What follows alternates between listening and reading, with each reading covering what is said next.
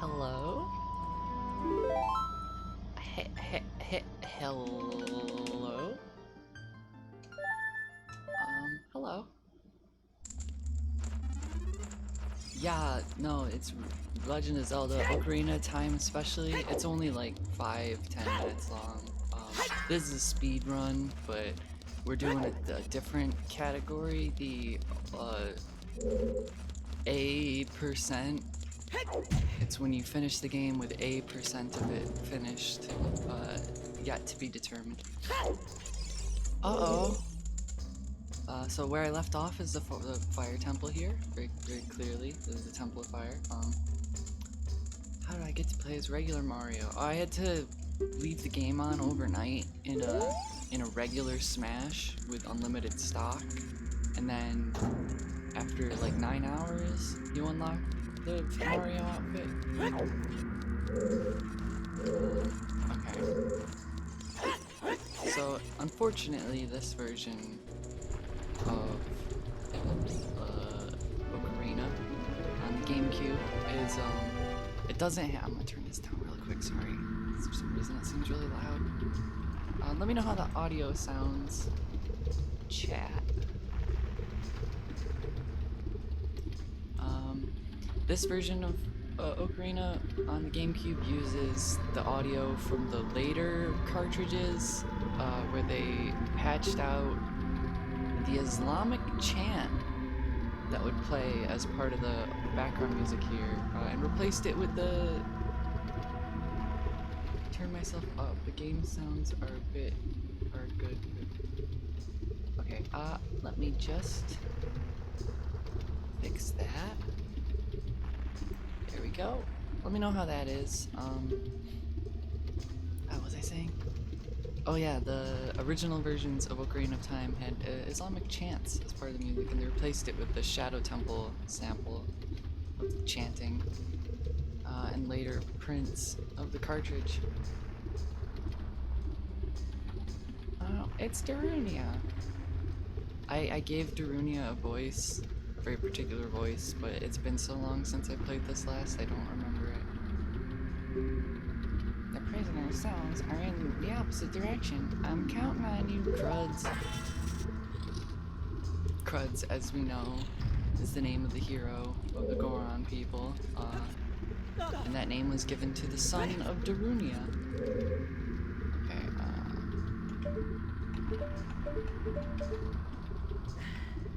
oh, did I set up? Changed my controller and I gotta change it again. God dang it. Nope. Oh gosh.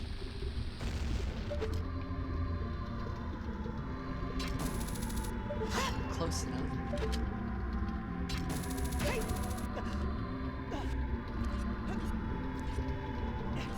Just fix the controller really quick. Don't need the D-pad bound. Do I need the D-pad bound for Legend of Zelda?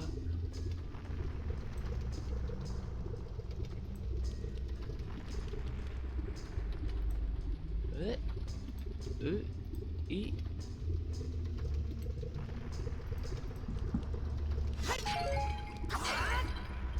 Oh, let's get some fairies.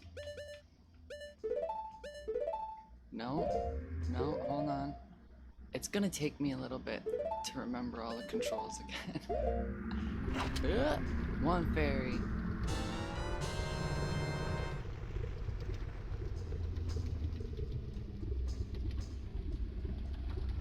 Oh, is the Twitch game still set to Luigi? Luigi! I should have changed it. Let me try updating it again.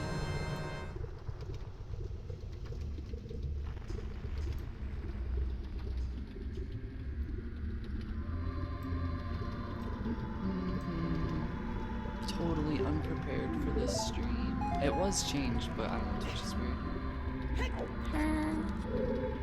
So I actually don't need to be here right now. I need to be in the other part of the temple. Also, I apologize. I am, like, very congested right now. I don't know. So if I sound all bleh, I apologize.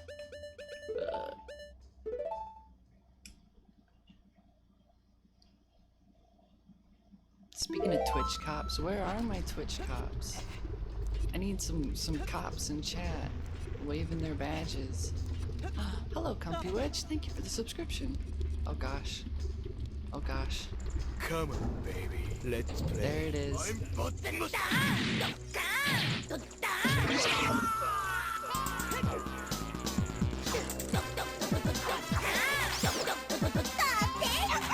Hello. I love the, like, I gotta be on my toes for the very end of the Twitch alert, otherwise I'll miss the text-to-speech. It's just, hello. Thank you for the subscription. It's so generous. I am blessed.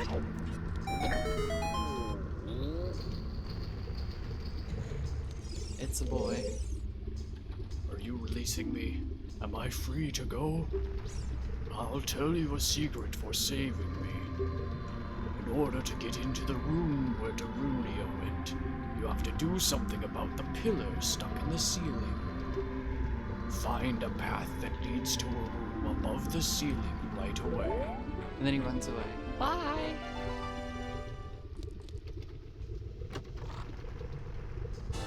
That's cute. So, wait. What the heck? No? How do I? It should be C up, right? I set that to C. Hold on. It's just Steam controller hell real quick. Yeah, that is C up. What the fuck? What the flip? What the heck? Control stick. C stick. What did I do?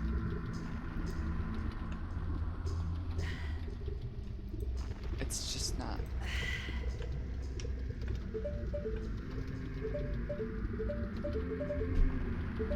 This is very bizarre. Can I not go first person in this room?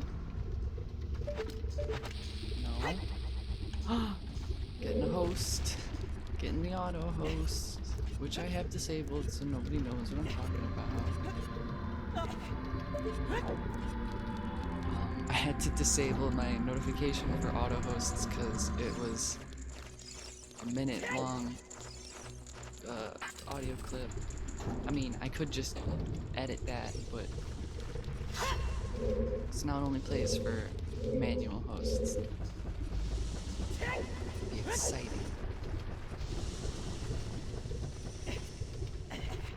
Can Link play the Seinfeld theme on the ocarina? Yup, here, hold on. That's it. That's the Seinfeld theme.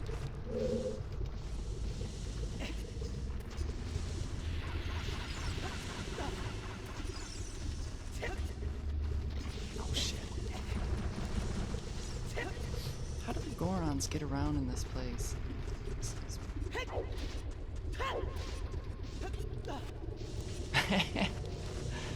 Yeah, Link's a really good musician. Like, check, you'll probably recognize this one. So, chat, let me know if you got that one. It was like pitch perfect, in my opinion.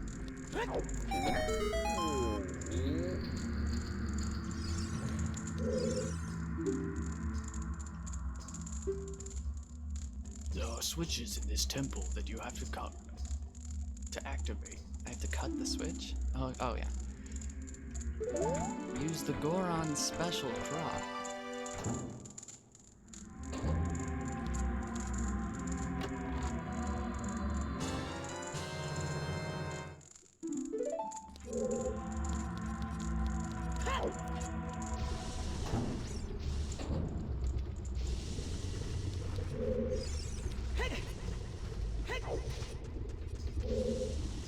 Ride at the Valkyries? Yeah, that's the easy one. Ready? Oh, perfect. It's like I'm really watching Apocalypse Now.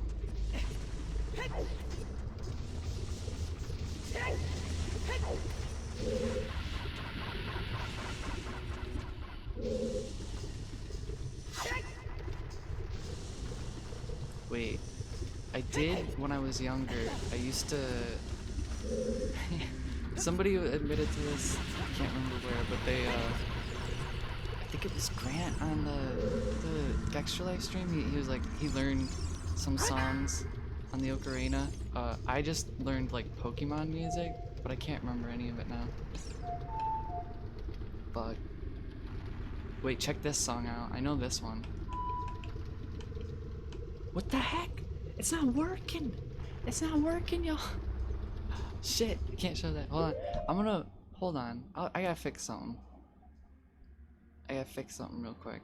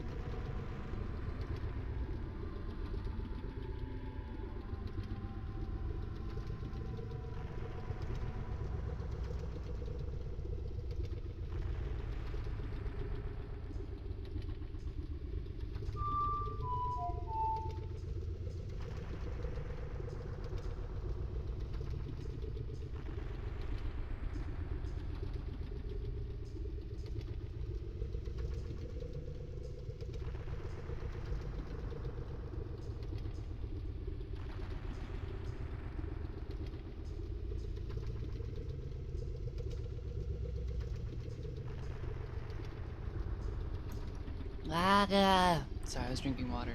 Okay. Uh, wait, now what? Now what? Oh wait, I was just in the wrong. Okay. Link can play this song. Check it out. It's Toxic by Britney Spears. Oh wait, no, it's a song of time. There's a cat outside my door, and if I let her in, she's just gonna sit behind me and go. But if I don't let her in, she's gonna scratch on the door and go. What do I do?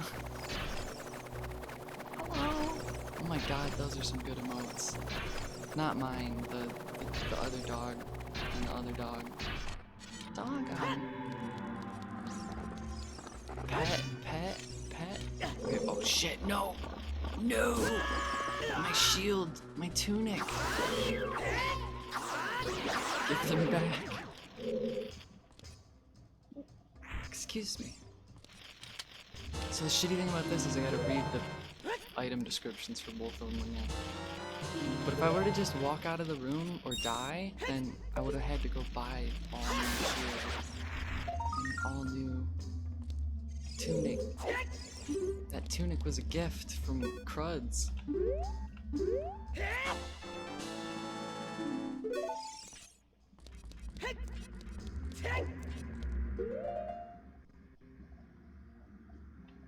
Okay, where is shield and tunic?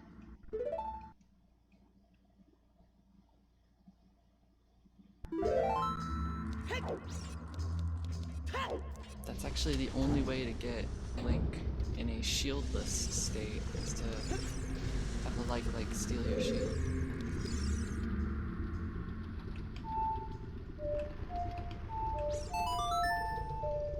Much better. Doo-doo-doo.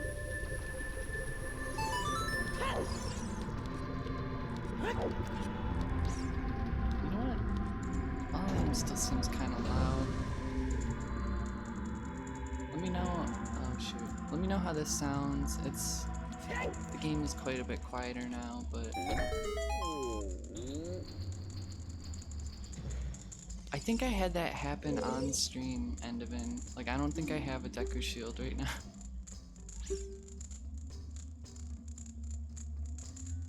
You can also destroy it with the Goron special crop.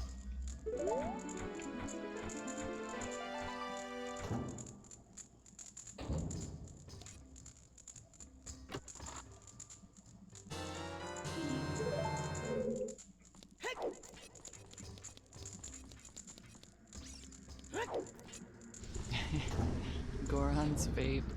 They got bomb vapes.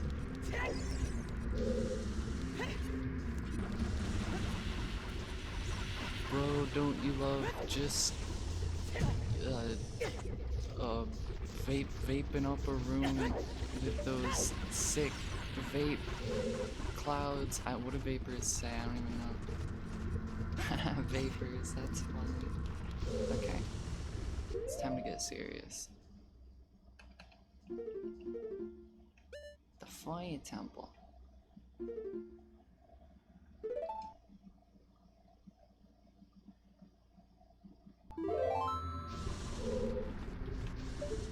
I could go first person. Alright. Dropping sick vapor bombs in the quad on campus. Letting everyone know I'm serious.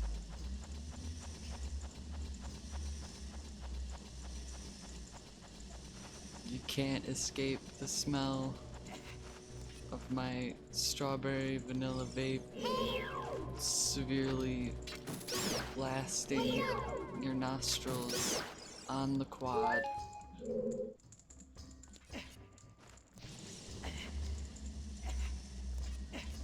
Hey.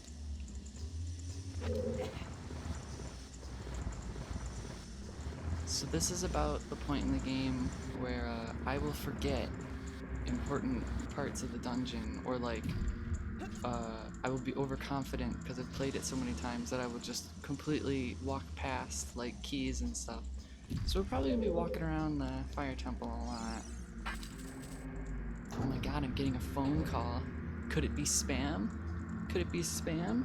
Yup. Isn't that a wonderful future we live in? Where we don't get spam emails anymore, we just get spam phone calls.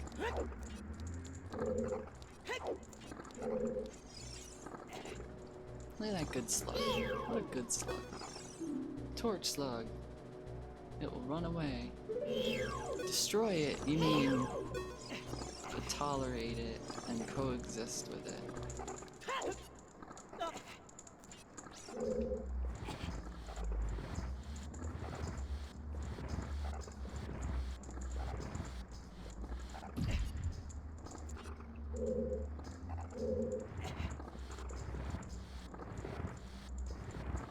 Listening to some vapors, letting people know what I'm all about. My hot cherry bomb, cherry berry bomb chocolate vape. Oh no, what have we done? Humanity has put people on the moon, but also vapes in our hands. So I didn't need to do that, but it was cool. Check this out. Yeah! Getting together to vape at the quad tonight.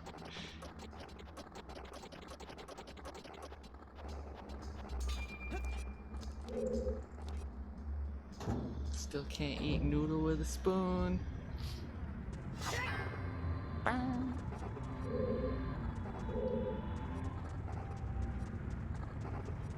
Oh gosh.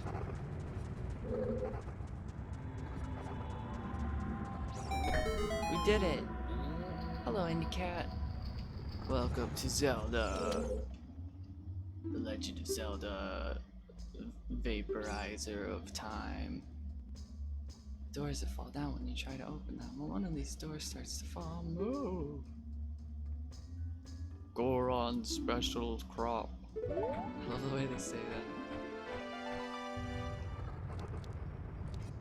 Link's going through the whole fire temple like, yo, I keep talking about this crop, but I just see bombs everywhere. What the hell? Came here to party, bro. I brought my vape. Okay, that's enough of that. Ah! Ooh, it's just like Indiana Jones. Ah! Just like it.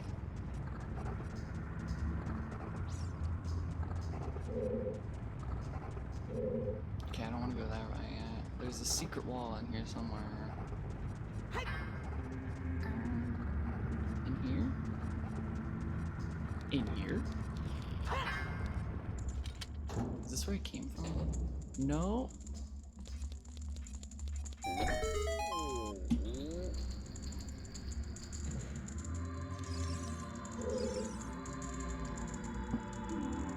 Bah, I have a Dr. Pepper.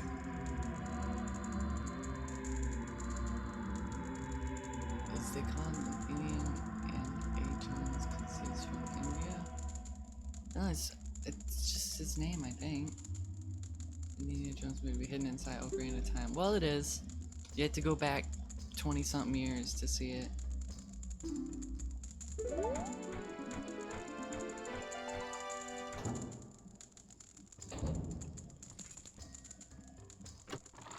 Oh my gosh, it's a small key. You think they would stop locking the Gorons up with keys behind them? I mean, I understand that the keys don't open the gates they're locked behind, but isn't that just like, here, oh, you foiled my plot of capturing all the Gorons, have a reward that allows you to get further where you can capture more Gorons. Like, just put all the keys in one room at the end of the dungeon and then lock that door. You dinguses. This is why good always overcomes evil, because good is patient enough to hire like proper building planners uh, instead of all these gamified dungeons. Ganon, you gotta stop hiring fucking goblins and moblins, I guess, to plan your dungeons, because they're just making games out of it. It's fun. Okay, well, that was enough of that. Damn it. I don't think Ganon's really all that involved. I think he gives like a large sum of rupees to some like contractor that sweet talks him with some stories about like, yeah, oh, don't worry, we're gonna get the best dungeon. I'm talking, we're gonna lock up all the Gorons behind these gates, right? And Link's gonna have to go to each, but he's not gonna be able to get there, right? Because we got fire everywhere. And then like Ganon's like, I like this. I like the way this sounds. But then Link just goes and gets a fire tunic and he's immune to fire. I'm sorry, I don't know what I'm talking about.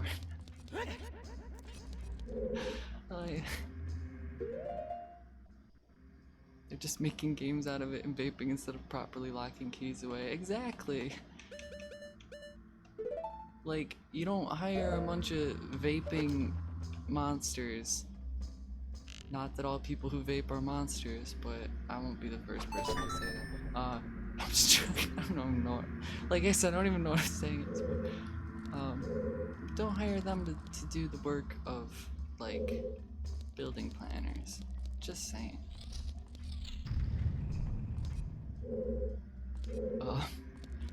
Ganondorf hired Paul Manafort to be his campaign manager, but then Manafort, I don't know, there's a joke there or something.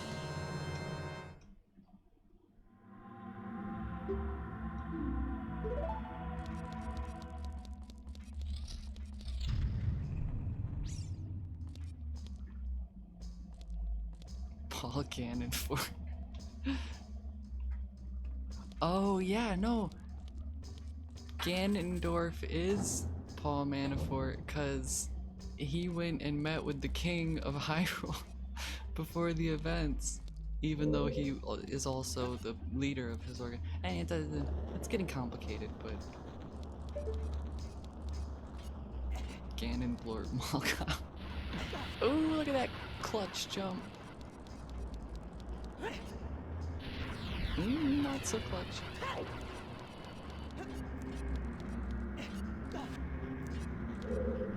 Oh my god. That fire almost got me. Yeah, exactly. He hired the dungeon builders because they're not in a union.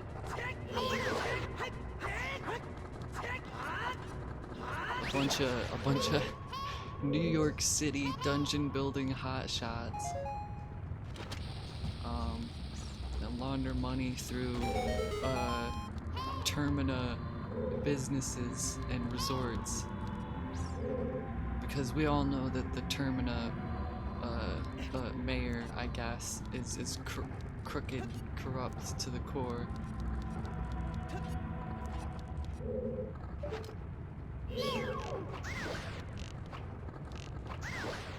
Bernie Sanders as Agora? I'm okay with that.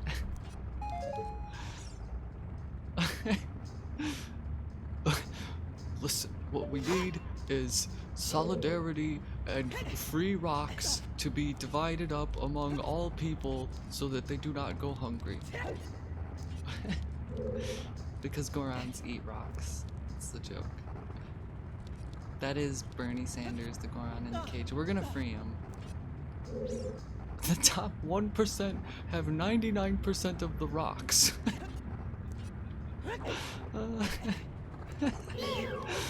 Is that funny?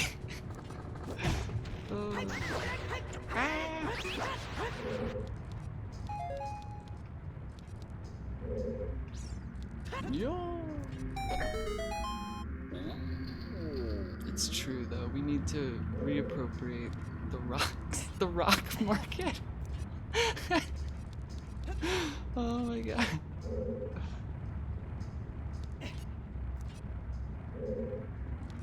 You love grunt noises in games. Well, I got good news for you. this game wasn't big enough to have dialogue. It's just got grunts. Am I free to go? If you find a place that you can see on the map but can't reach, try playing your ocarina. Like, just like, oh, I want to get up there. Okay.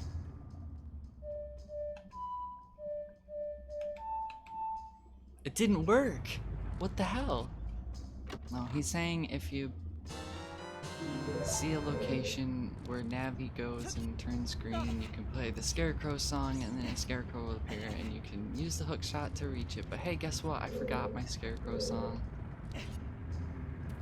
I think Meowshred was here when that happened and even said, "You're going to forget that song. It's too complicated." And I said, "Nope." And then I forgot it. Or maybe I just didn't go talk to him. Or I can't remember. Anyways, I fell down, so I gotta go back through all that garbage again. Where was it? No. Scarecrow song is clearly cheating anyway. It doesn't really get you anywhere good. It just gets you to locations where you can, find like gold skulltulas or chests with rubies or hearts in them. I don't think that there's like any major skips you can do with it. Like in particular, it gets me. Oh, it gets you to the adult fishing pond early. Oh, neat. It gets me to an area above where I am right now. I can't tell where it is. I can't look in first person either. What the hell? I can pull out my bow. Check it out, I can pull out my bow. That's silly. I think it's directly above me though. Didn't I go to the adult fishing pond? Uh-oh. Uh-oh.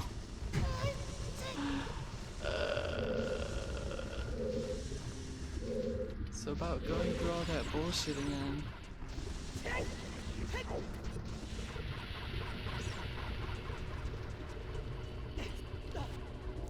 That's a thing that like Link to the Past does a lot, where you just like, oh, you fell into this area, time to go back to the beginning of the dungeon. But it like worked in that game because you could get through rooms really quickly, and in this game it's just frustrating because the rooms are really big. And you gotta do stuff like this to get through them. That having been said, I still prefer this game to Link to the Past. I think Link to the Past is like too hard. Enemies deal way too much damage if you get hit. And there's not enough healing items in dungeons. That's my take.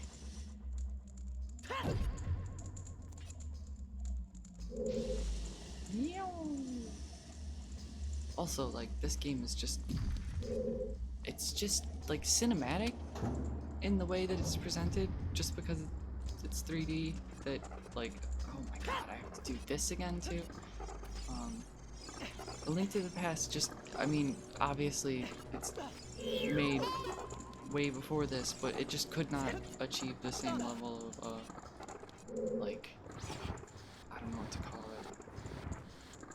cinematic appeal that this game does. It's the one where you go to the place, and I think it's a dream, and Zaldo isn't there. Link's Awakening. That's probably one of my favorite ones. I love that game, it's so good. It wasn't even originally a Zelda game. Originally, it was like, something Ralph. And you played as a character that you meet in it. But they, what's his name was like, hey, make this a Zelda game and it'll sell better, and it did. Yeah, Wreck-It Ralph, that's what it was called.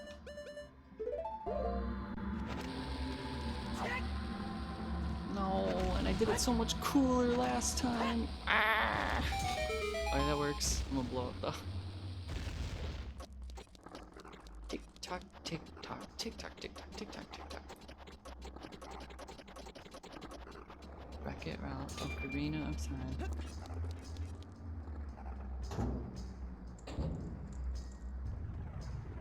Look at you.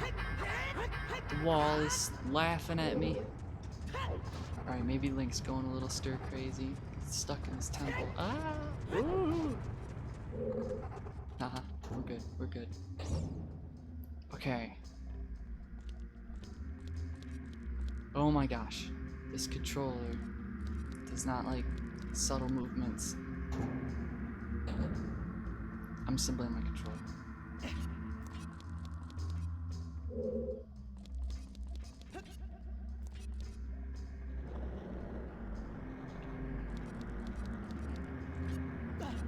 Yeah, Link needs to hit the vape. Needs to get his buzz. Needs to get juiced. Is that something people say? That's probably something else. Oh,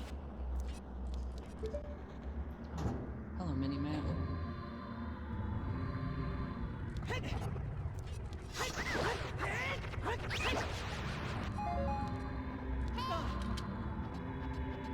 Eh. It's just a heart. Hello, Spiny King. Me. Hello, Goron.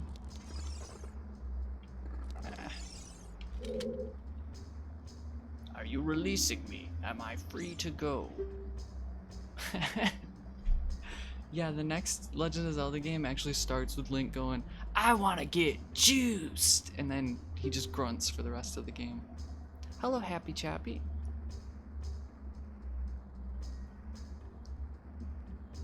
Somewhere in this temple, you're sure to meet up with some creatures that dance. As they attack, arrows won't hurt them. Looks like you might need some of the Goron special crop. That's all I have to tell you. Bye-bye. Okay, I love you. Bye-bye. Give me that. Give me that. Give me that. Meet up in the quad. What is a quad? I don't even know. College baffles me.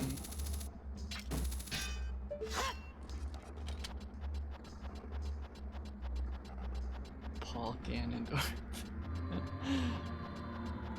It's the vape zone, apparently.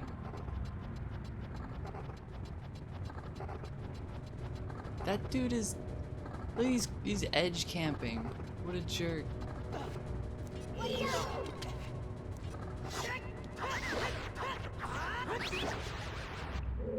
Okay.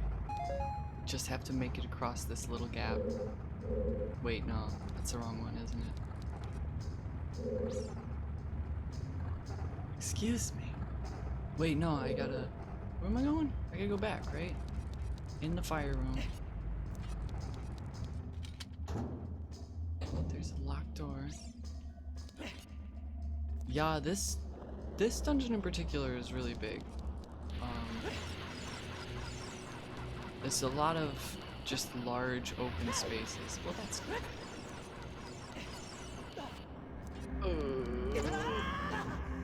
Rude.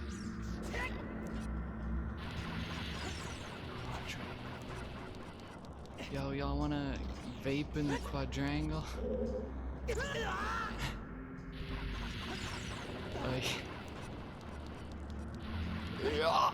Okay, we did it.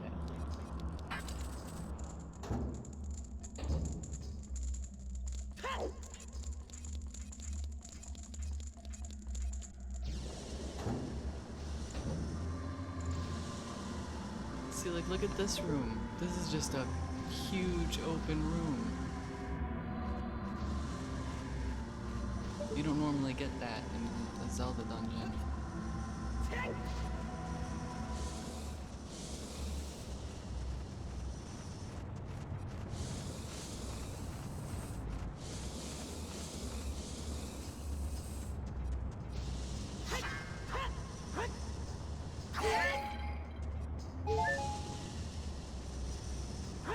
I love that, I used to never be able to pull off the spin attack by doing it like that.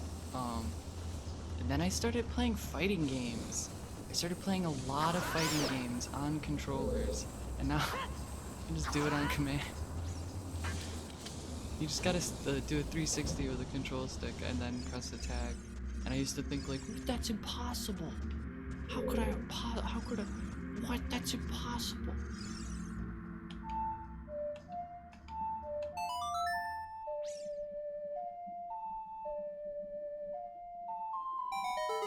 Open spaces, boulders, flamethrowers, and rock-eating frogs who grow bombs. Hey, you can't call it a bomb, you gotta call it the special crop or they'll kick you off an airplane. I'm just a humble bomb farmer and I'm not allowed to fly anywhere anymore. It's not fair. This is Goron discrimination. Oh, I don't have the hammer. I can't go back in. Wait.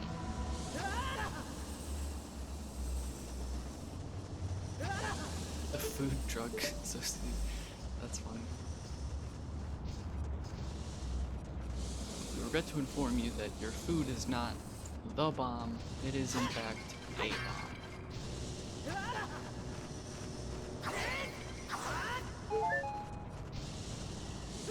Oops. The song of summoning a big cube. Yeah. Everybody knows that the Song of Time just summons a big cube. Some sort of game cube.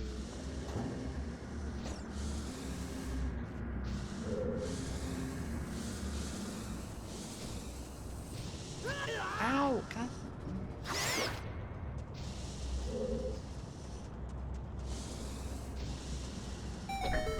Tick, tick, tick, tock.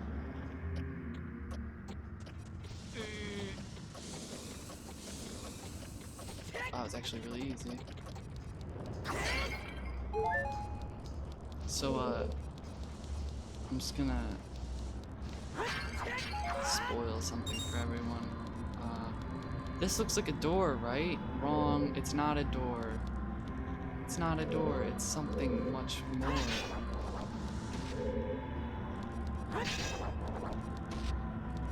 So just blow it up.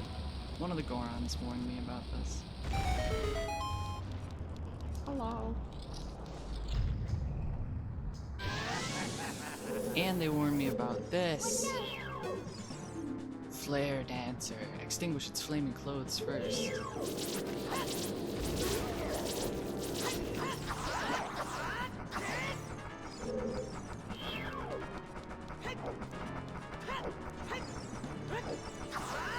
Oh, come on.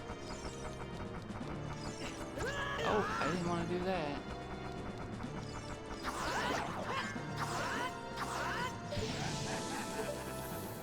Yeah, how else do you put out a fire? Goron Fire Department shows up. Ah, your house is on fire. They just start throwing bombs into it.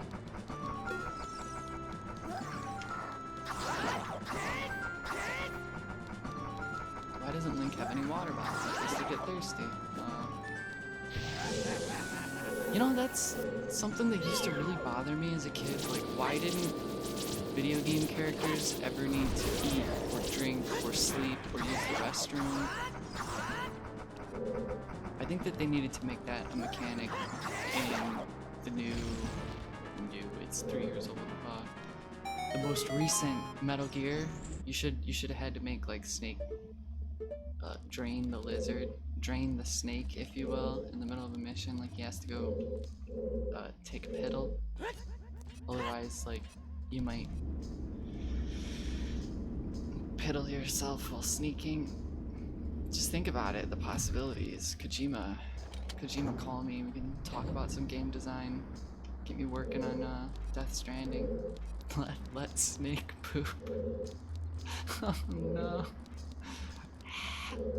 Punished piss Snake.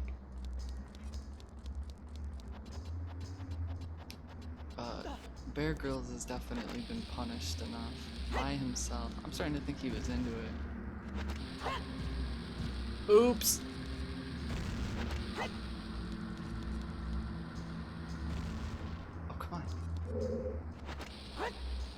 At least, like, write a reason why the characters never have to. Like the Dune still suit that, like, recycles all your organic waste materials as you wear it.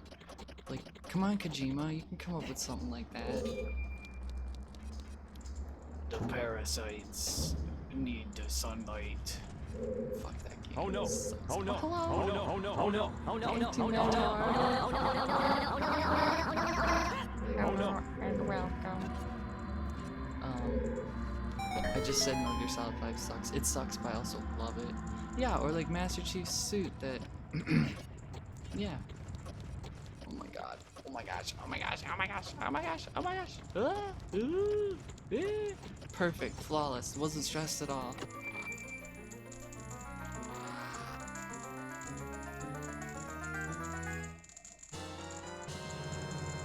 Master Chief is... Yes, I'm down with that. That's canon. Catch all hand wave for anything. Yeah, until Metal Gear Solid 5, where nanomachines wasn't viable, so it was parasites. There was a special parasite for everything. You heard it here, folks. Big Boss is lousy with parasites.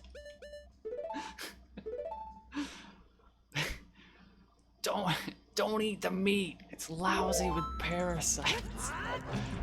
Oh no, wait. That's the Always Sunny episode where they steal his meat. I'm sorry, I'm just off on a tangent. I got a hammer, everybody.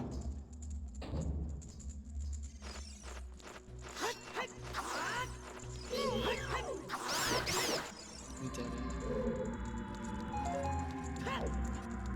So, first impulse is to destroy these innocent boxes, but no. Because we're gonna need them.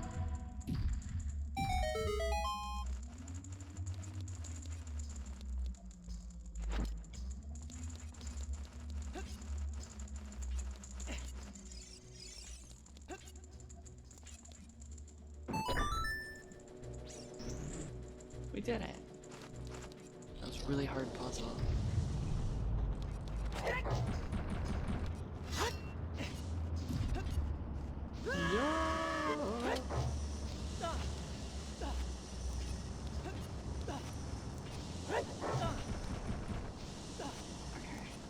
It's tempting to just jump down here, but I don't need to yet, because I gotta go.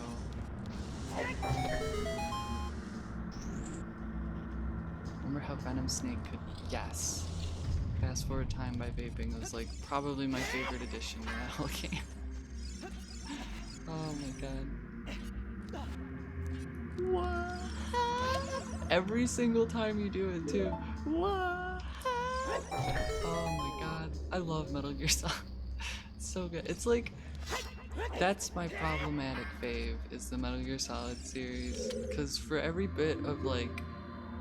eco-conscious, humanitarian, like anti-war, anti-exploitation government message that game has, it's got like a nugget of really gross, genuine sexism, or like homophobia, or just like, I don't even know. I think it's safe to accuse the latest Metal Gear Solid game of queer baiting. I think it's safe to do that. And then it also, while trying to have its anti-war message, glorifies combat constantly. Ugh, but it's just so much fun.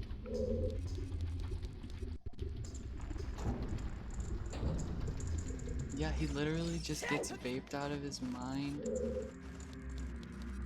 Sitting in the desert for like 12 hours vaping, high as fuck. I'll not scatter your sorrow to the heartless sea.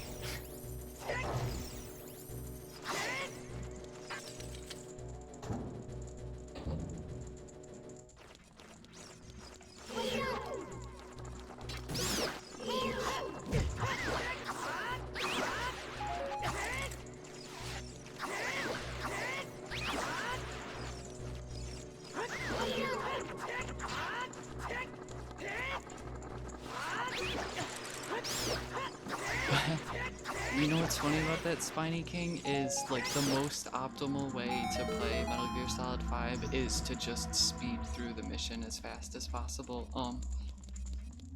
I used to love trying to do it perfect stealth, no alerts, no kills.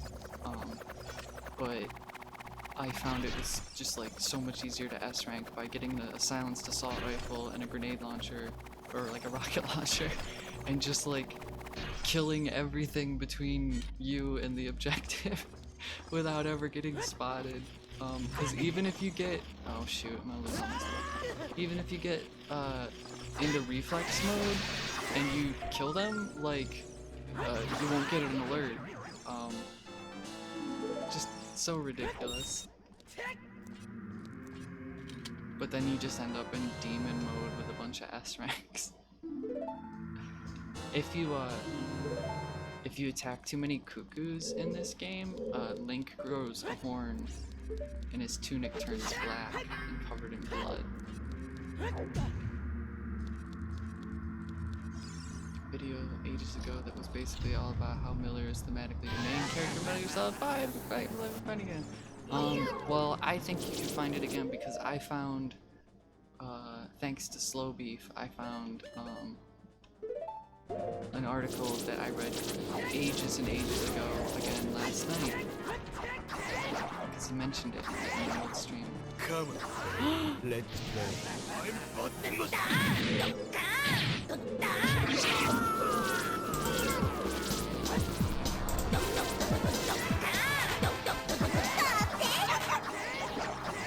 Thank you,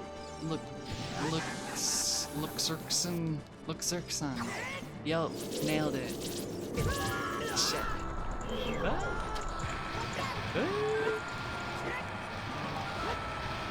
I got to the hard part of the fight where if you don't immediately hit him with a bomb, it's hard to hit.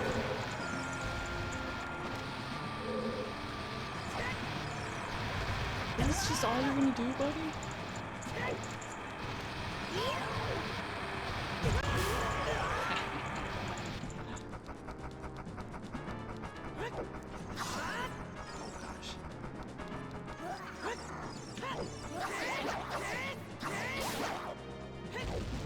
Who needs the cheese?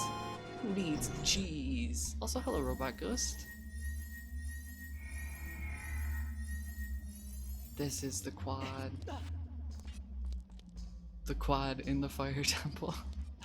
It's where the Gorons go. Before the Fire Temple was overrun, it was a liberal arts college for the Gorons. They'd go and vape. Because all the Gorons are men, every single day, like there'd be 10 Gorons standing around vaping going, "Where's all the women at? Where's all the hot chicks?" I missed a whole bunch of shit, didn't I? I have the boss key though, right? Right?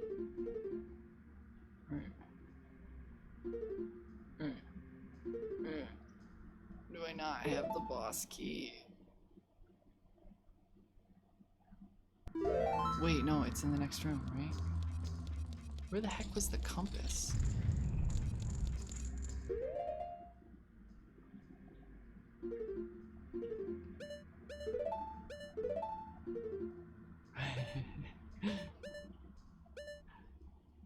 Gorny Sanders. I love it.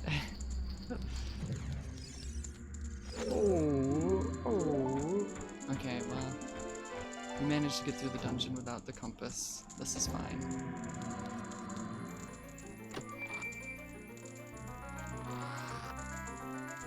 I eat a piece of cheese. Ignore me.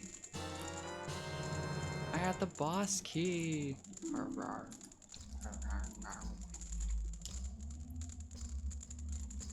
1% of the Dodongos have all our rocks. It's true. Well, we already smashed the monarchy that was King Dodongo, right?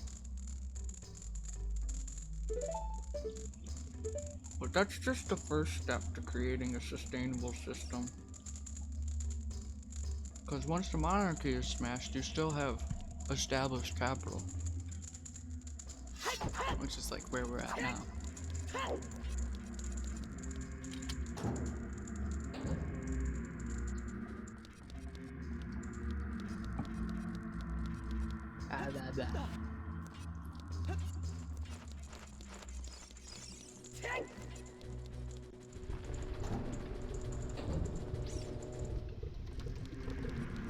Okay. Okay. It's time to rock and roll. This boss has a weird name. I'm not sure how to say it. But I don't know. Whenever I say it the way that my gut tells me to say it, people go, ugh. So I'm just gonna say it the other way.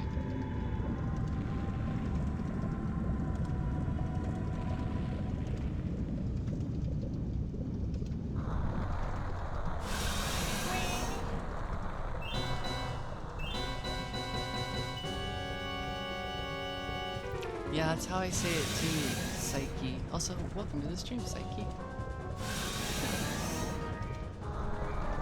Volvagia. But...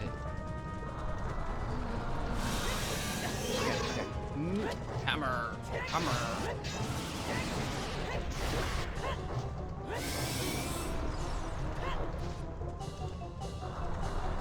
Yeah, it's like vulva and vag in the same name. What were they thinking? Just name them like Volcanus or something. Oh, that's still got anus in it. God damn it. No winning. No winning.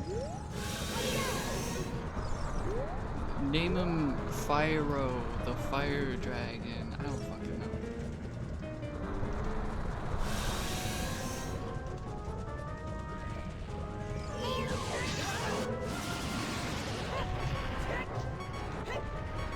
Hit him! I have the 2 fairies, right? Yes, sir.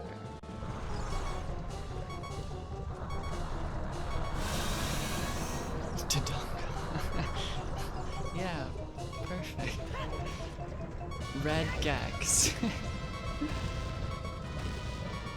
There's a red Gax power up in. Oh shit. In the first Gax, it's his fight. He shits. I was gonna say he fires and shoots, and it came out he shits. He shits fire. Spits, shoots fire, came shits. Ah! Yeah, Volga. Volga is way better.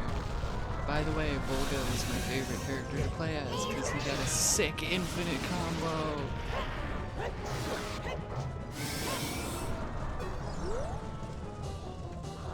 He would so easily just like mash light heavy as Volga, and he would do one quick attack and then a launch attack, and then the quick attack would connect while they were in air and perform the launch attack again. So you just keep hitting light heavy, light heavy, light heavy, and you can infinite combo every enemy in the game. It's amazing. Hyrule Warriors was good. Except when you have to play, it's like the bad characters with the bad weapons. No! God damn it. I missed a cycle. Oh. Oh, Dead Viney. Dead Vinny? Dead Viney? I'll never remember.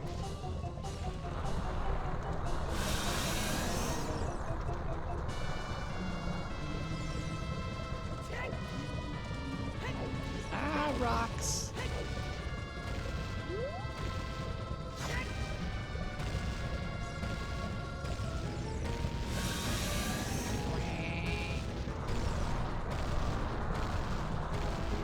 You know, Volvagia just wanted to live a peaceful life inside the volcano, gathering and eating all of the Gorons. And here we are. Found a good picture of Link, baby. Is it like one of those, like, where they draw him in obey clothing and like baggy shorts or something. And he's got tattoos. He looks like a member of what's that one band? 21 Dragons? I don't fucking know. What do young people do these days? I play games on the Nintendo 64.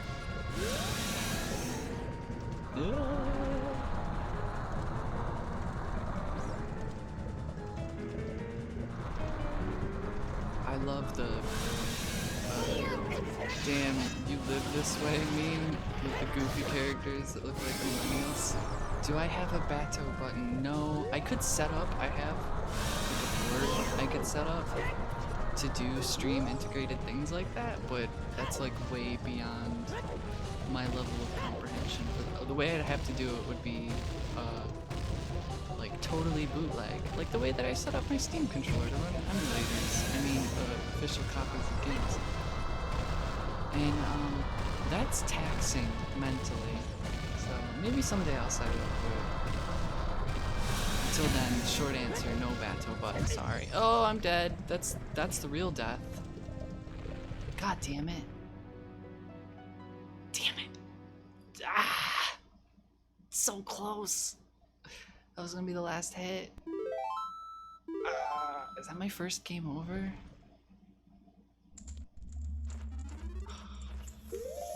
Frank. I don't have any. Don't mind me, I'm just gonna eat some more cheese.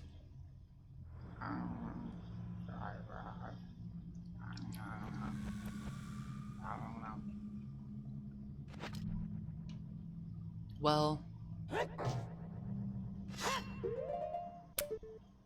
we could teleport somewhere.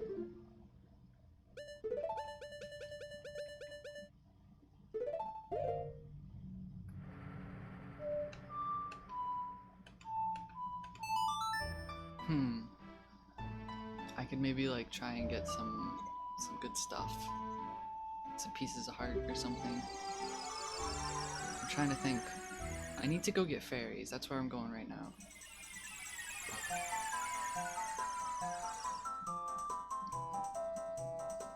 I could get like 2 fairies and then go buy a potion.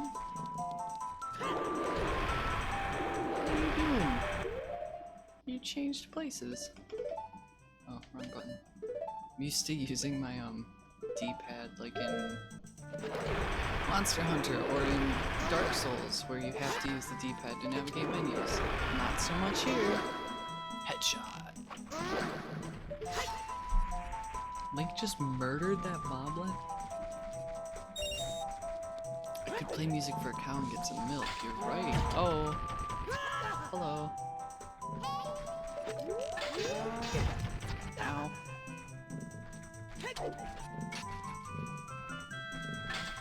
No! Okay, we're not gonna die again. Use L targeting to see around corners.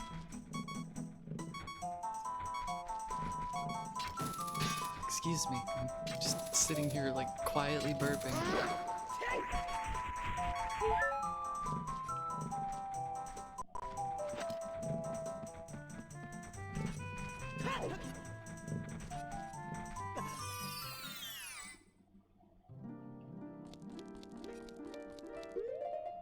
I love the fairy fountain music.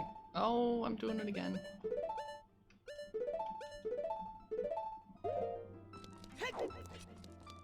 Where do I get the 5th bottle? Is that from bringing 10 big pose to the lady? This tiny fairy is a reliable partner who will revive you the moment you run out of life energy. Well, once they call them partners, I don't feel so bad for trapping them in a bottle. Boss, get down. That's an enemy moblin.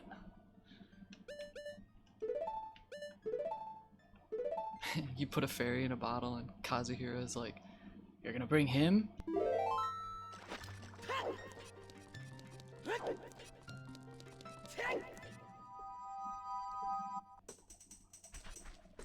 Yeah, that's frustrating, Endovan. but very classical video game. The power-up you get for completing this quest line is a power-up that would have aided you in completing this quest line. Now that you have it, there's no real need for it. Unless you really want to have 4 blue potions.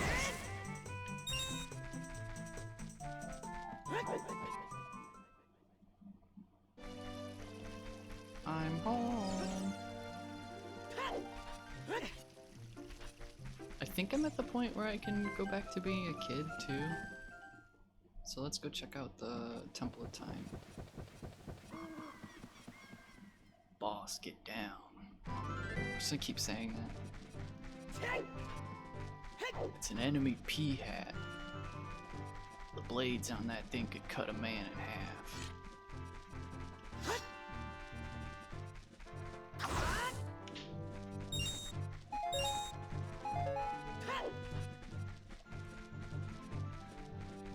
Ooh, can I hammer this rock?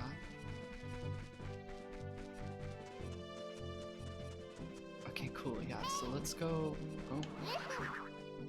That cloud over Death Mountain is something we'll worry about later. Oh. That's just a regular Poe, isn't it?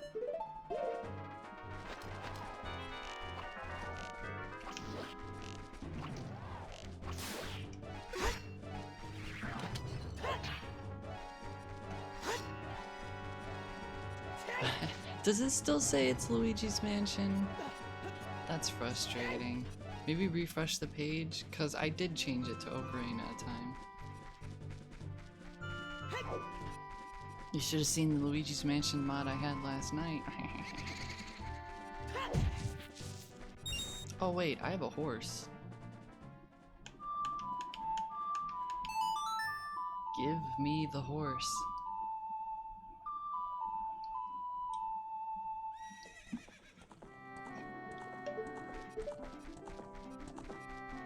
What a heck of a filter you made to put. Oh yeah. That's so frustrating though, cause I'm looking at it. It says Legend of Zelda: Ocarina of Time Master Quest. The title is set to "Back at it again in the dark timeline where Ganon killed everyone, backflips into Gold Skull Tula." So it should be working. It's right there, clear and purple crayon. Fuck. Red, green Mario. Wait, there was a... Shit. There was a thing I couldn't get in one of these holes somewhere.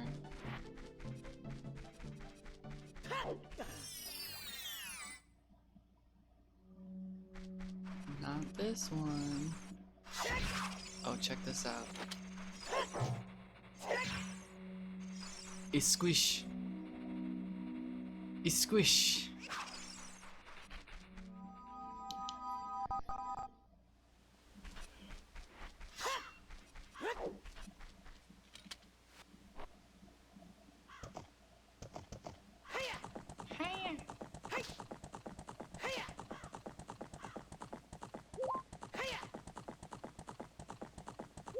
Oh, hello,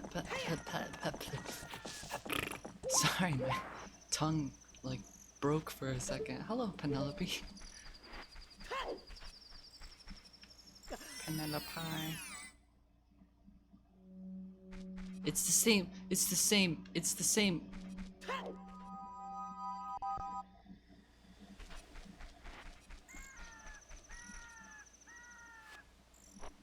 Did I just hear a reference to that old parody episode 3?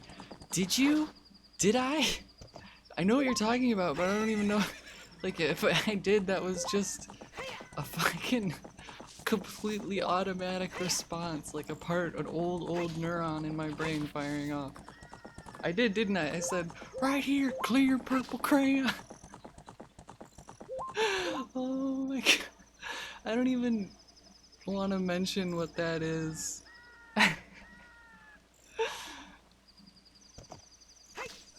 Annie, I'm preggers.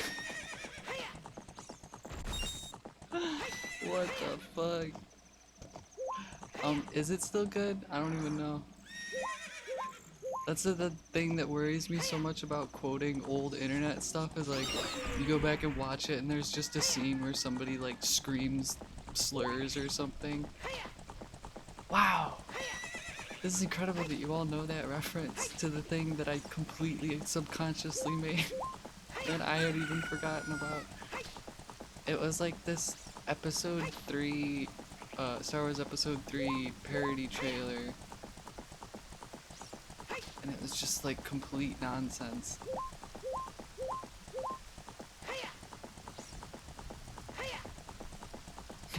A booby.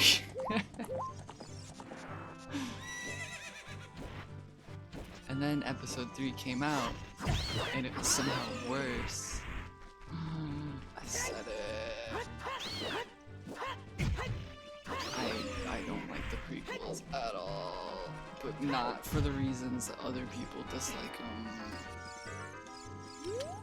That's what the stream is for, Comfy Witch. I'm Bonnaroo.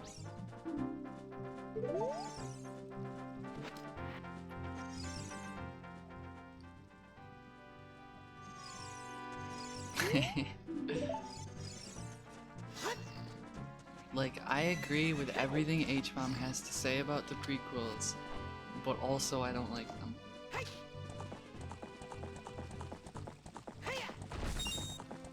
Also, The Last Jedi is a good movie because it very, very much so upset lots of neckbeard men, and that's good.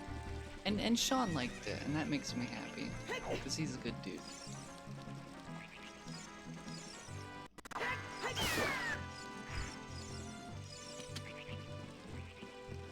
What's up here? I've been up here, haven't I? Is it just the majesty of Hyrule? Oh no, it's a piece of heart. Oh wow.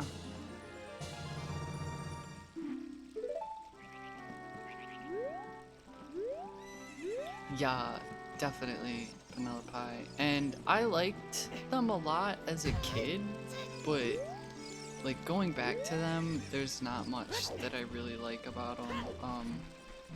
Not even, I really don't even like the look of them. I like the look of the old Star Wars movies a lot more.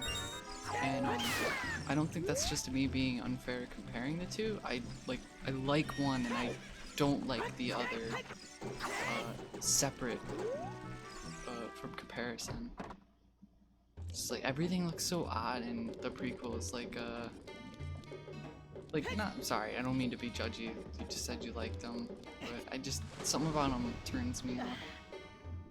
Too fantasy, not spacey enough. I can't dive that deep.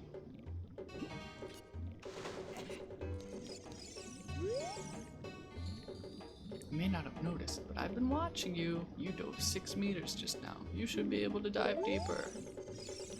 Well, I can't, because you're holding the upgrade that lets me dive deeper. But I can come back with the iron boots, and then you'll go, wow, you dove to the bottom. Take this power up that lets you dive that far on your own without the iron boots. And it's like, you...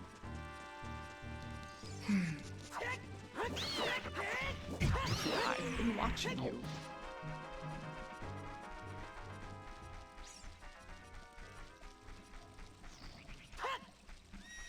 I do think, Mace Windu has an iconic look, though. I think we should bring back, like, casual robes and loose-fitting wear like that. Elon sleaze bag, you know.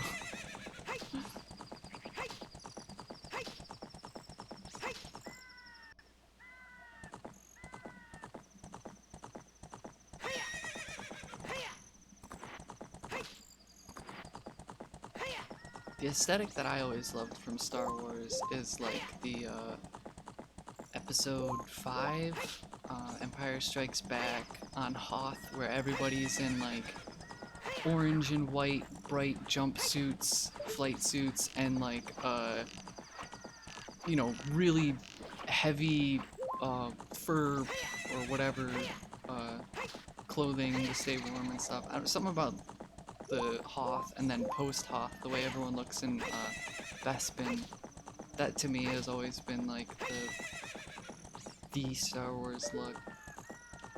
Like it's industrial but also like stylish.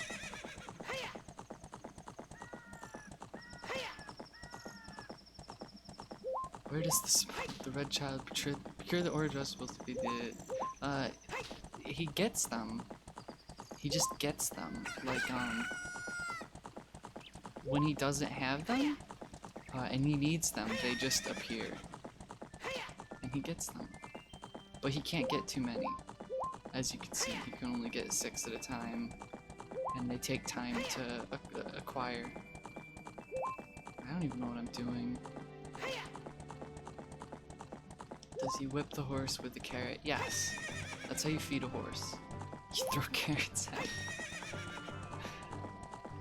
Ow! What am I doing? I laughed and I spit on my screen. Gross. Star Wars to me the day that we wear fursuits on Hoth. Yes, they would wear fursuits on Hoth. Pretty sure that a lot of the costumes that people wore are comparable to fursuits in the original Star Wars movies.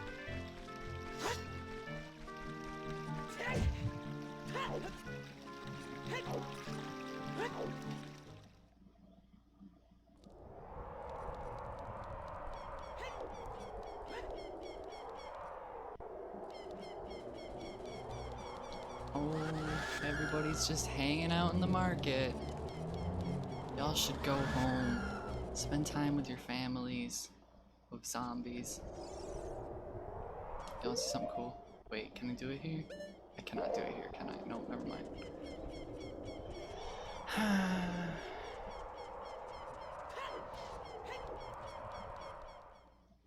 Chewie is actually just a furry who stays in his suit 24/7. Yeah, and Han is very supportive of him and his lifestyle. Are the cities just skyboxes? They're about like 30% skybox.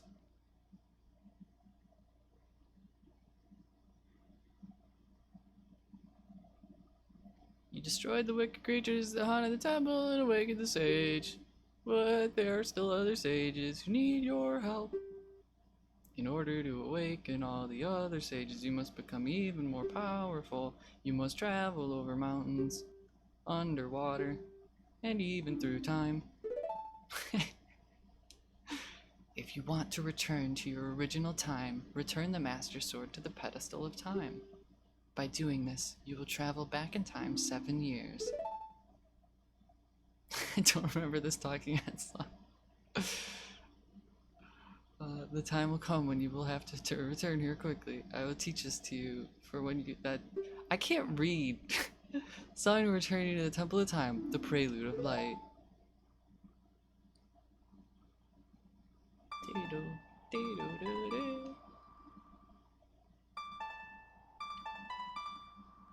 I like this song.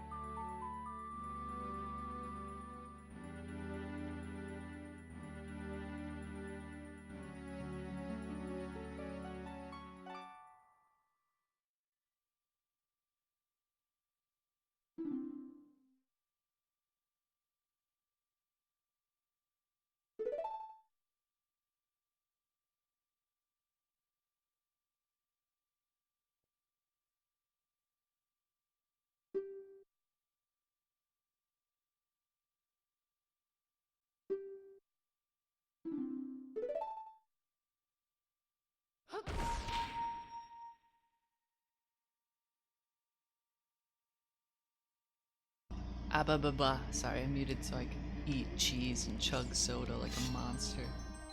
Oh my gosh, we got 31 viewers. I'm blessed. I'm blessed. I like that we've dubbed Link the Red Child, but now he is a smaller child. 35! Ah! That's halfway to 70, which is halfway to 140, which is halfway to 280, which is halfway to 560. That's incredible.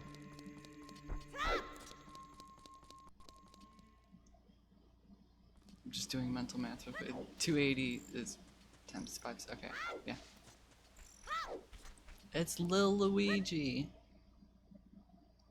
Blonde Luigi. Ding ding dingity dong, ding ding dingity dong. There are no dead people here.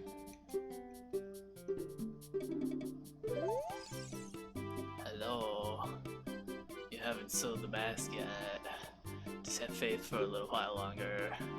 Or do you want to trade it for another mask? Wait, I didn't sell it to the kid? I lost my mushroom though because I am in small mode now. I had a mushroom?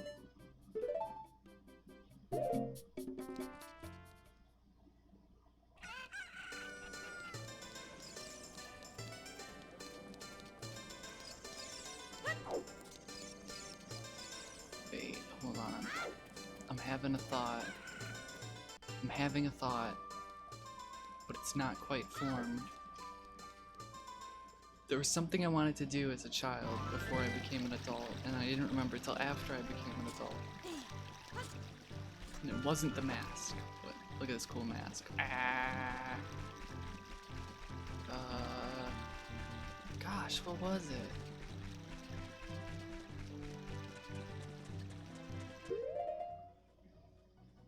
It wasn't just Skulltulas, was it? Well, I should go do the Scarecrow song as well.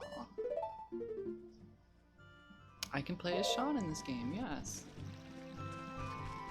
That's a mood I wanted to do a lot as a child, and now I didn't. Aww. I did everything I wanted to do as a kid. I sat in my room and I played video games. No regrets.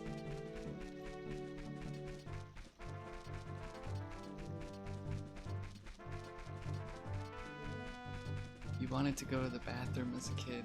I hope you did. Like, it'd be very bad if you didn't.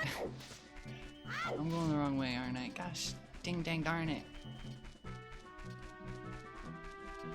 Yeah, that's Gerdu.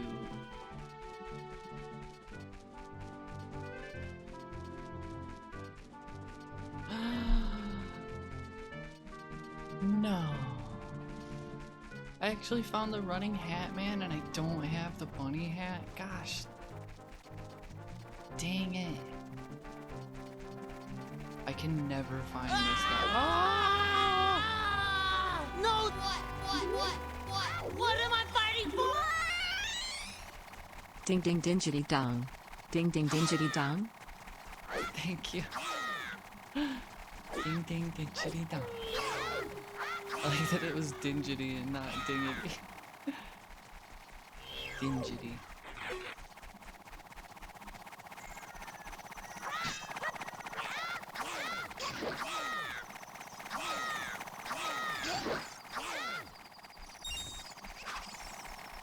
This is so depressing. I can never find this guy. You really like those things, don't you? What things? These things? I hate these things. He's talking about the mask. But still. Oh, you know what?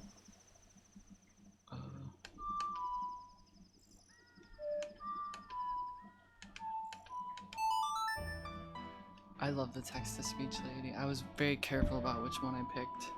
There's a lot of really good ones, but I picked the best IMO.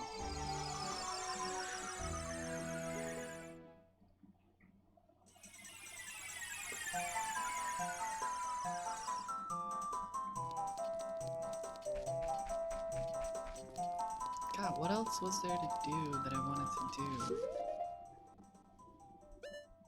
Like, is there an item I can find as a kid? Oh, whoops.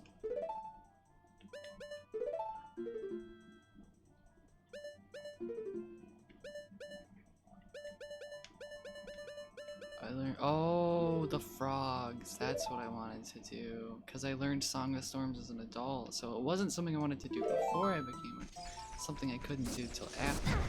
Aha! Aha! I wanted to rip a juiced vape in the Smithsonian. The Hyrule Smithsonian, yes. Oh, that piece of heart I got earlier gave me a whole heart container. Awesome. Luigi. Luigi. Hello, Elise. Does it still say Luigi's Mansion? I'm just gonna keep mashing update and refreshing. Yeah, what the fuck? It still says Luigi in the Hell Zone.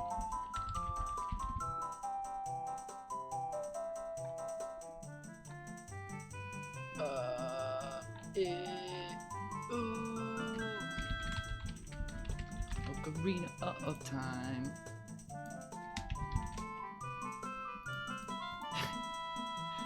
Alright, let me know if it still says Luigi.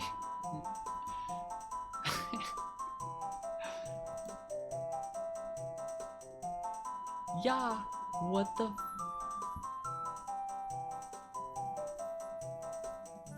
frick?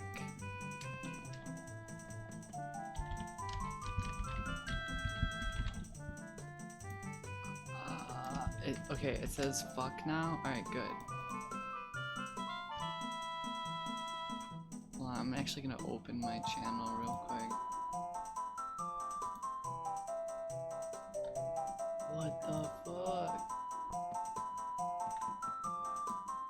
Can I like do it here? Hold on.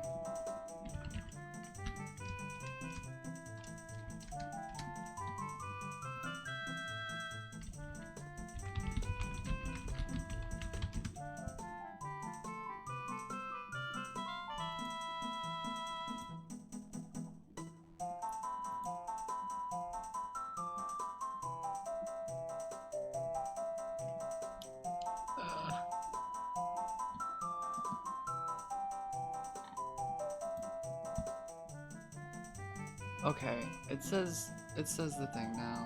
I think it's fine. It's fine. It's fine. It's fine. Is it fine? Okay. What was I doing? God. Wait, there's a secret. Secret. Tell no one. Secret. Or no fun.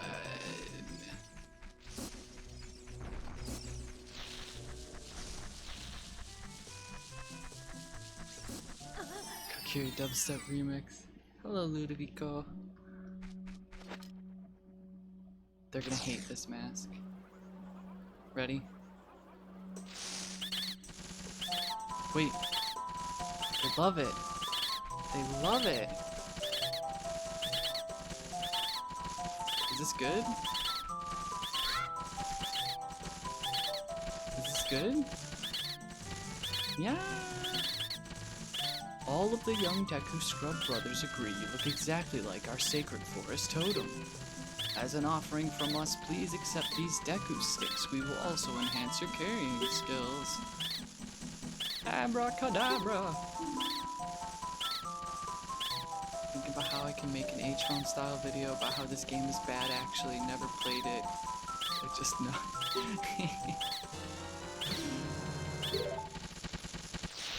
The secret is you just have to work in some left-leaning ideology towards the end of your video and you're golden. Not that I'm saying that H-Bomb's videos are simple to make, no, not at all. He's a very talented man. Very talented ferret.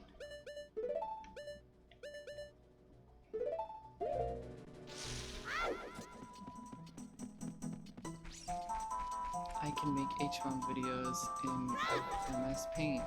That's how easy it is. But when you put it like that, I just have no choice but to believe you. A Link to the Past is communist. A Link to the Past is more like Lenin, like Lenin. I get it. Okay. I'm gonna jump way out on a limb here and just say, fuck Stalin. Okay, that's all. Please. Go back up there. What's up?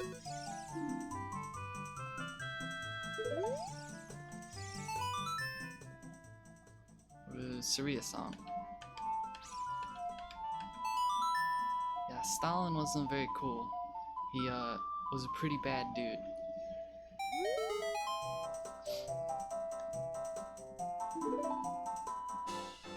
Nice.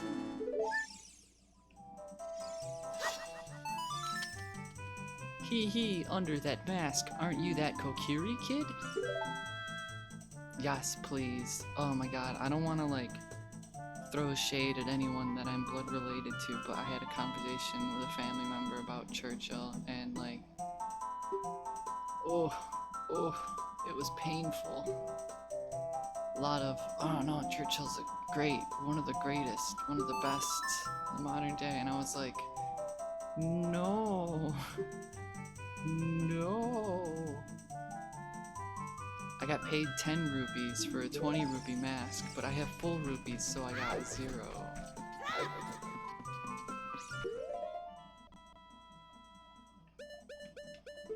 It's just so weird, the perspective that people get when they watch movies and listen to like the History Channel instead of, you know, history. Again, not trying to throw shade. It's just weird. It's weird living with liberals. My family is all liberal as hell.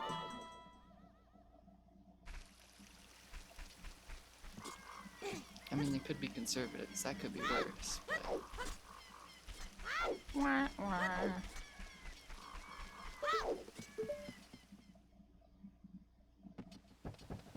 I should just disable that. Well, I am going to do that because there's no reason for them. I do not need. I cannot disable. What the heck? What the heck? Please. Oh, okay, there we go. Disabled.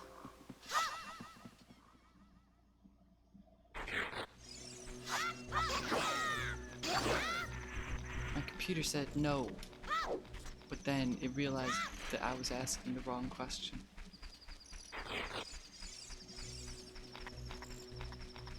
Okay, where next? I gotta go get the money back to the mask shop. Mask shop? Mask shop. Mask shop boys. It's my favorite boy band.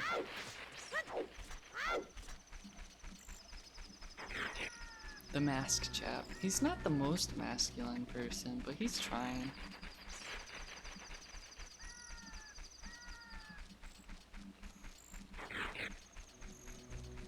Ocarina the Masquerade. Don't worry, this is a typo-friendly space. Y'all can not stress the typos. I get it. I make typos all the time. I can read typo. Chop. Yo, I loved Machop as a kid. I thought he was so cool. And then he evolves and freaks me the fuck out. Like, I had a Machop when I first got the game and hadn't looked at the end of the strategy guide yet to see what it evolved to. And then when it evolved, it turned into Machoke. I was like, ugh, ugh. And then I never even got Machamp, which is very strong. The spooky mask. Machop. His name is Machoke? Choke? Like he chokes the other Pokemon? That's scary. I get like a chokehold is a very, you know, normal, regular thing in martial arts and stuff, but like, it's scary, son?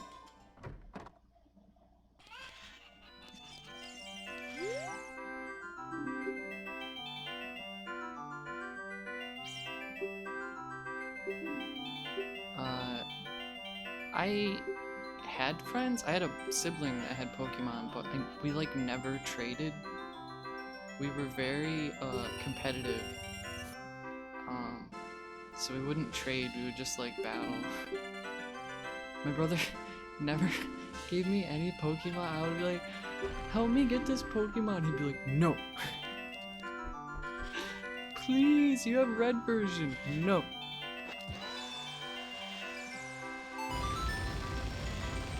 Same with, he would like screw me trading Pokemon cards. Like, he would trade me really shitty cards for my really good cards, or like, because I didn't know that. Don't you love being a kid, sibling? Go away, chicken! Oh my god. Nah, we were just kids. That's just the way it was. We had other friends that were siblings that would like literally fist fight each other. I still love Haunter. Haunter's the best. I actually I would purposefully not evolve my Haunter because I thought, yeah, he was so much cooler than Gengar. Like, I still think Gengar is really cool, but Haunter, come on. Haunt. No, chicken! That's not even going in. Oh, it's so close. Japanese Dragonite? I had a ton of Japanese cards. Oh my god, come on.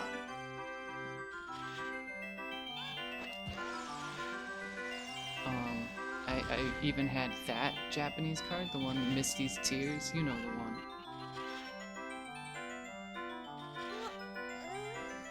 Okay, I gotta wait for that. Oh god, why didn't I wait? I was in the middle of saying I gotta wait, and then I didn't wait. A bomb bag. Okay, I actually do need to win this one.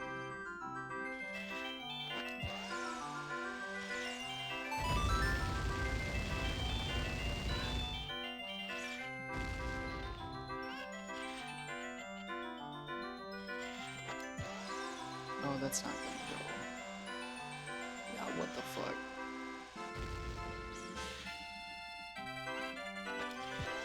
Oh, wrong direction.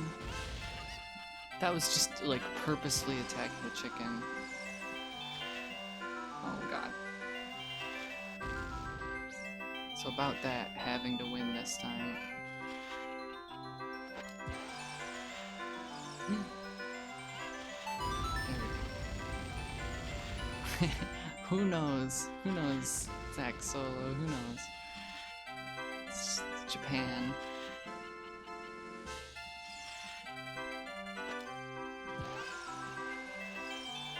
No, cuckoo. This is the bomb shoe quad.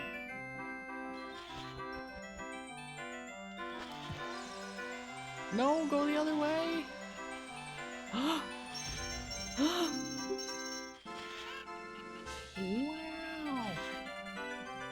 I got a bomb bag.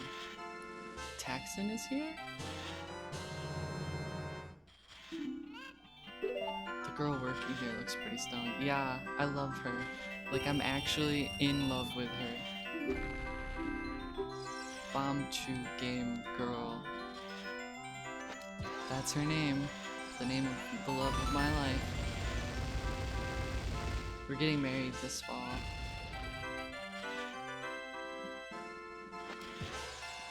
Oh, that's shit. That's a shit Bomb Chew. You know what they call Bomb Chews like you? Shit Chews. There's a shit storm a brewing. Rest in peace, Jim Leahy.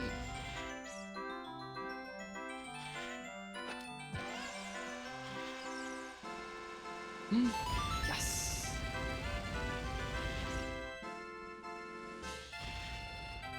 Let's try from over here. No! Oh! Oh! First try? First try? Oh my gosh. Oh my gosh. Give me the roops. This calls for cheese eating. I've been eating the same piece of string cheese for like an hour and a half. This is gross.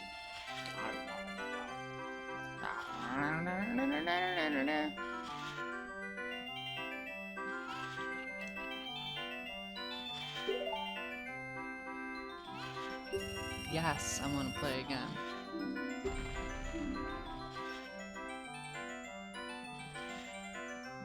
Nope, I am the same as I was 20 years ago, drinking soda pop, eating string cheese, and playing The Legend of Zelda Ocarina of Time.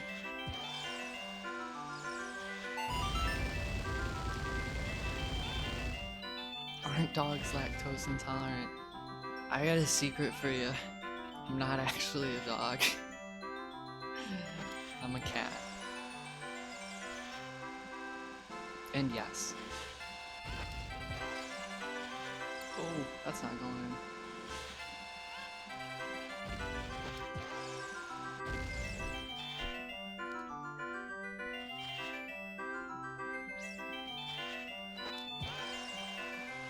I'm just whiffing. I think this is just for bomb chews, so it's alright, but...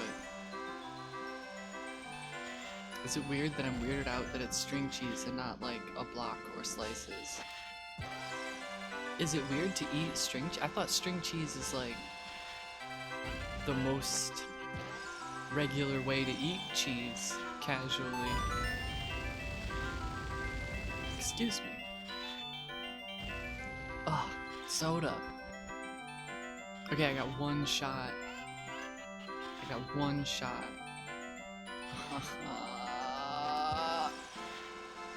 Oh no! He walked from one side of the arena to the other to intercept.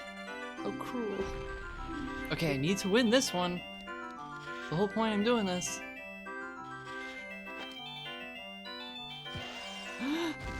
What was I thinking?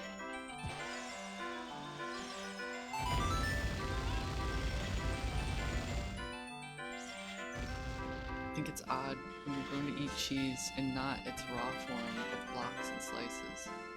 Well, isn't string cheese is just they make it in like long strands and then they brine it that way and cut it, right? Maybe it's just an American thing. Us Americans love to destroy age-old concepts of food. What are bomb chews? They're mice that explode. I think it's like a point in the game that no one really knows where they come from, or they're like really rare, because you actually get a finite number of them outside of the bomb chew arena.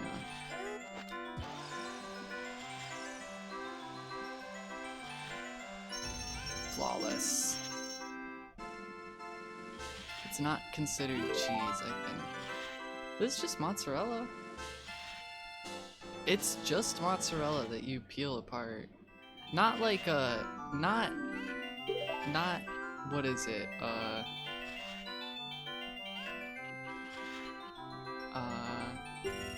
Not like Cheese Whiz or whatever that comes out of a can. Not that. It's just like a thing of mozzarella that you pull apart. Well, I didn't need to do this again.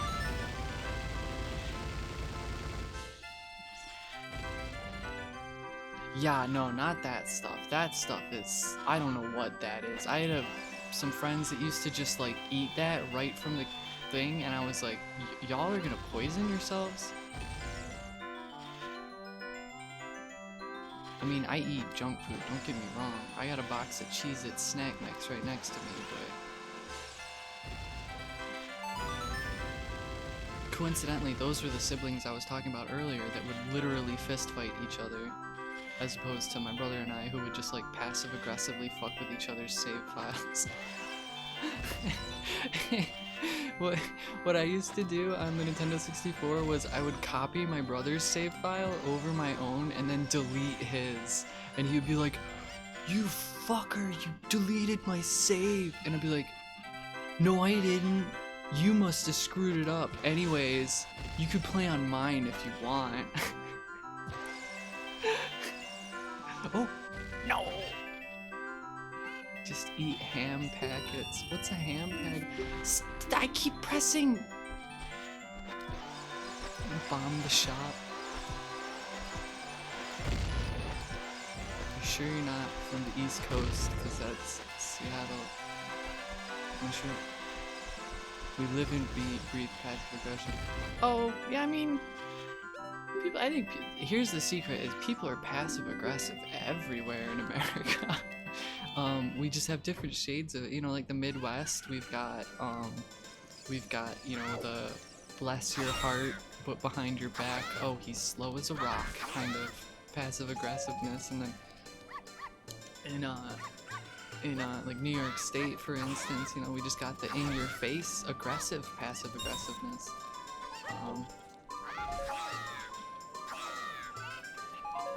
Is Link Antifa? No, but Sheik is. Yeah. Link is a royalist, which is funny because, without spoiling anything, I guess, you'd think Sheik would be a royalist, but no. Aggressively passive aggressive. Yeah, that's a particularly like New York City phenomenon. We don't get that as much. I'm in New York State, but not in New York City area, and we don't get that as much around here. But we do get lots of passive aggression. Aggressively passive? Yeah, me too.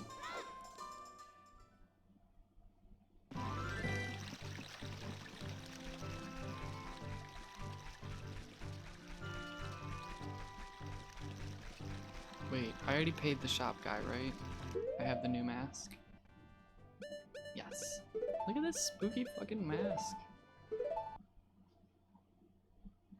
Link is like 10 years old in this game, hard to blame. You know what's funny is they don't give an official age for Link as an adult or as a child, but I think somewhere it said that adult Link is only 17 because they stay in the Temple of Time for 7 years and they go from child to adult. But like adult Link still has to be like a teenager. He's not over 20 years old. It's so strange to me. This should be like child Link and teenager Link. Cause this Link is what? He's like 10? It's strange. I still love when how old was Orin during Final Fantasy X when we were when Sean and Jen were streaming it? Everyone was freaking out. Like he was like 30 or something. And they were like, he's so old. He's 30. Also, yeah, Jotaro is 17. Just go, if you've never seen or read JoJo, just Google a picture of Jotaro Kujo, and yeah, that's a 17-year-old. I love Jotaro. 30 isn't old at all, exactly. I mean, 100 years ago, 30 was probably pretty old.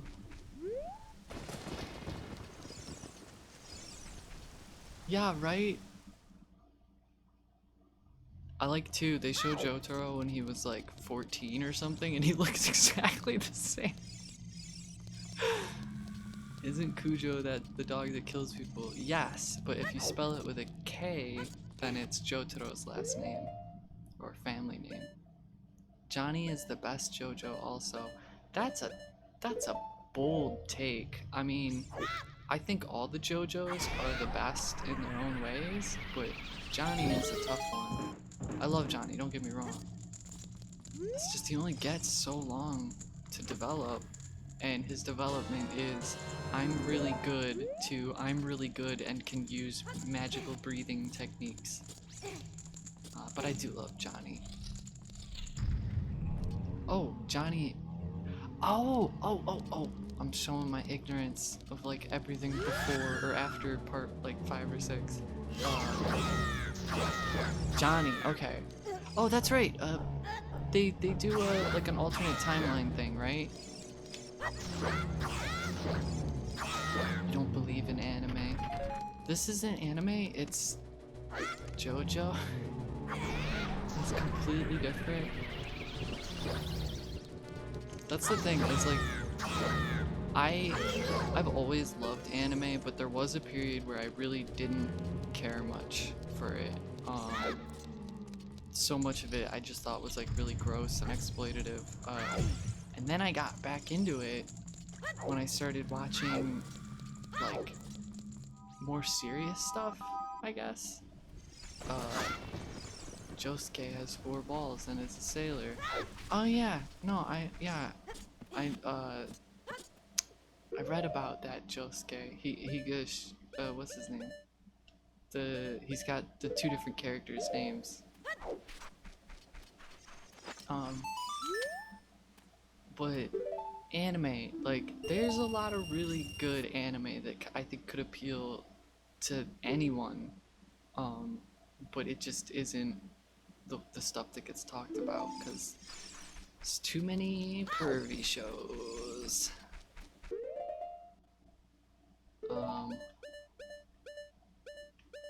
Trying to think of some that I like. Honestly, I'm really basic. I just love fight anime, but I like fight anime that isn't like mindless. Like I like it when it's more about the crazy stuff going on around the fights. So that's what I mostly watch, but I have seen a whole bunch of like non-fight anime. I don't watch cutesy anime. I'm the worst. I should, because I like cute stuff. I just like, I don't know. I watch Devilman instead. To me, that's cute anime. It's got cute boys, Akira and Rio. Yeah, I've never been into slice of life. I tried watching Nichijou, and it was really funny. I checked out. Akira Fudo is the best. I never read Devilman Lady, cause what's his name? Gona Guy writes women really awfully. Yeah, more gay stuff, honestly. That's the thing, is like, if you like, I'll say it, if you like yaoi stuff, your only options are like queer-baited fight anime and like gross exploitative stuff. But gosh, that queer-baiting fight anime is great. Like JoJo. Sono chino sadame. Ciao, ciao. The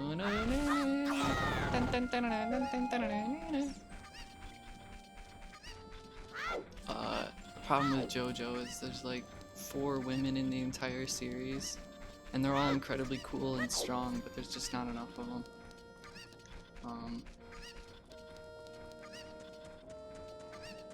What am I doing? I just want the girls to kiss. It's very important to me. See, that's the thing, is like, I don't look for girl love in anime at all, because it's just like, you're just gonna get like gross stuff. The closest you get to it is like written by straight men no matter what, so it's like, I don't know. I don't want to talk shit on people who like a lot of shows, because I think it's important that people like what they like or whatever, when it's, you know, just like fun escapism and stuff. But things like Madoka that people say is like all about girls and girl power, to me is just like creepy male gaze of young women. It's like, it just feels weird, like, so I don't look for girl love in anime at all. Unless it's something like,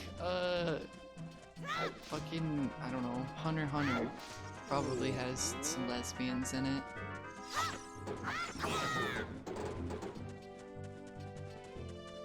Azumanga is it Dio or Doa?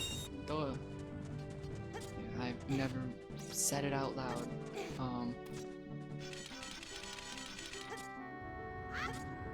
Dio. Okay. dayo.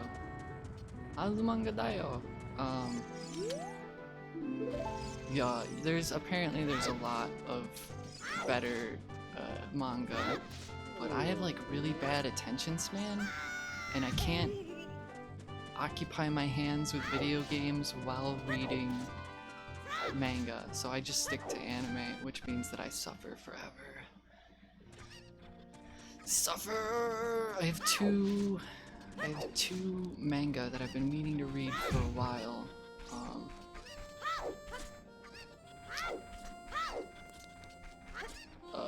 One is Dorihidro, about the lizard head dude and the lady.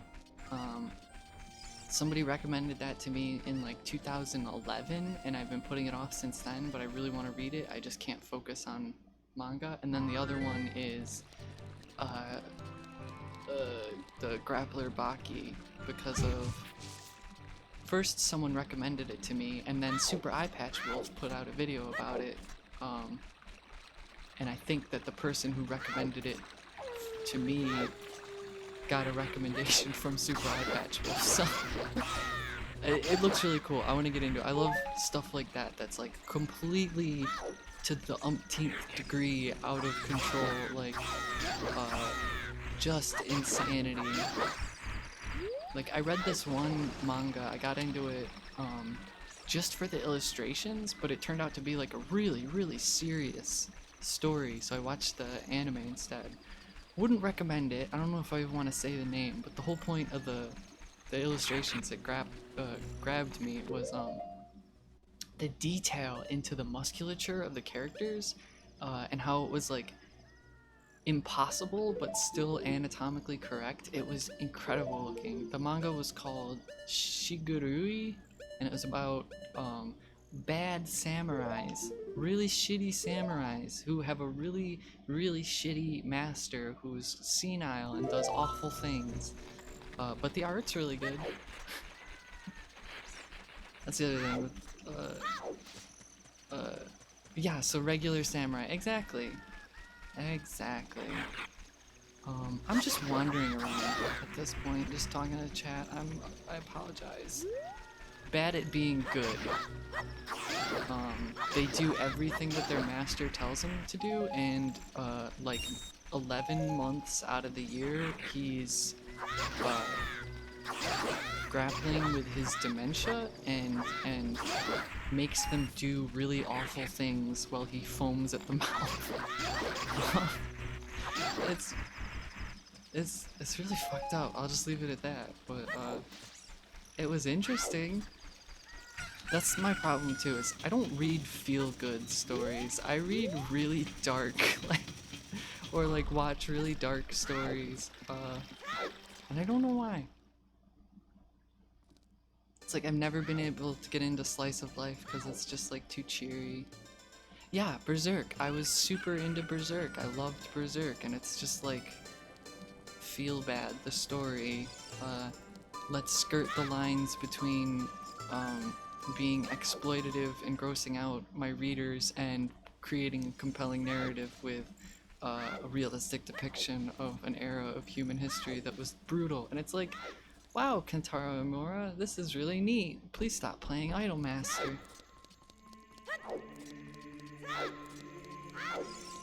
Sad as for words, happy as for pictures. That's a good. I never. Oh. Enjoy the nap, Penelope. Thanks for hanging out. I never read or watch tearjerkers. I just like listen to news stories, if I'm being totally honest. I don't get like a desire. This is us.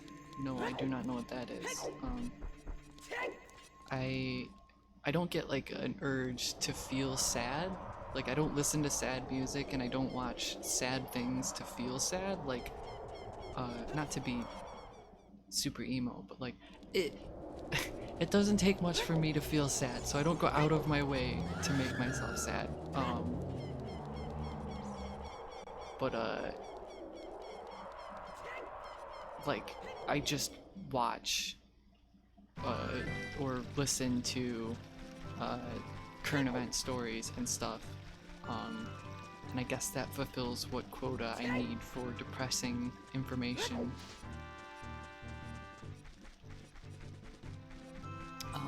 I want to read Junji Ito because it looks cool, but I'm scared I'll be too spooked. I will not be able to sleep. Something that's really nice about Junji Ito is, at least in my experience, I didn't read Uzumaki, so maybe it's different for his good long-form stories, but they're wacky. They're really wacky. For every bit of horrifying imagery or something like that, there's a moment of like sheer hilarious human folly, or like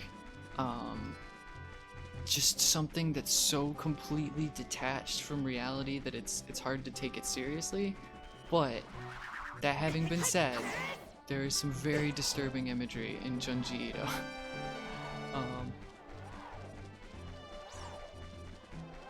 It's to me, Junji Ito is more like the manga equivalent of scary stories to tell in the dark. Where am I going? Yeah, Amigara Fall is the one that's probably the most famous, and it's really good. Like, read that one, and you'll see if you want to get into more Junji Ito. Good night, Alacritus.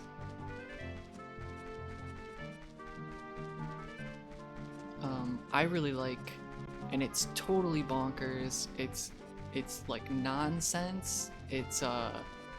It's not to be taken seriously. I really like Hellstar Remina because it's just completely out of control. There is a part where this giant. All right, so the premise is a giant biomass the size of like another planet arrives. We see it in a telescope, and then it will arrive in several days, so people start panicking. When it finally shows up, the thing has a big tongue, and it smacks the Earth with its tongue, and the Earth starts spinning out of control.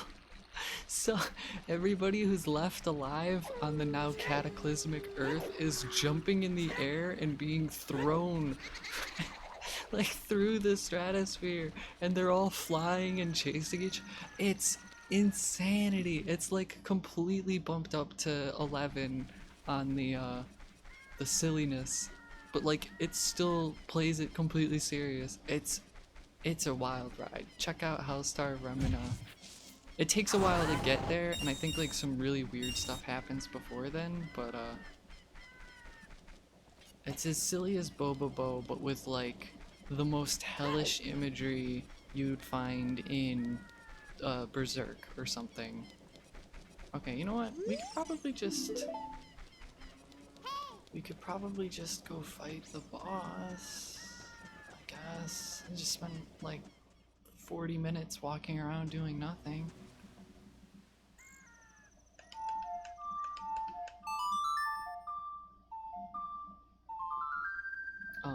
It follows a a pop star who was named Remina after.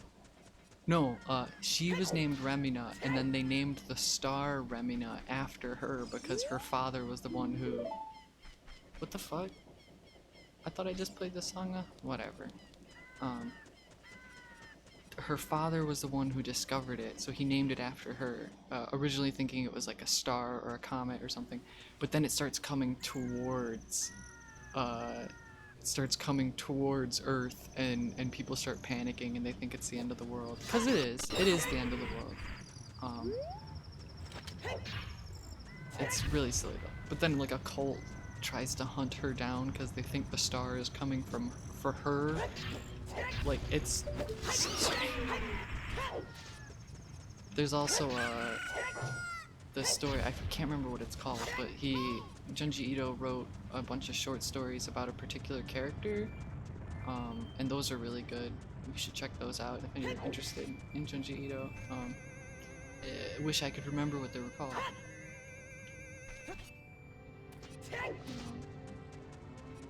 But it's just like an anthology that's like ghost stories with so and so, or like the mysterious stories of so and so.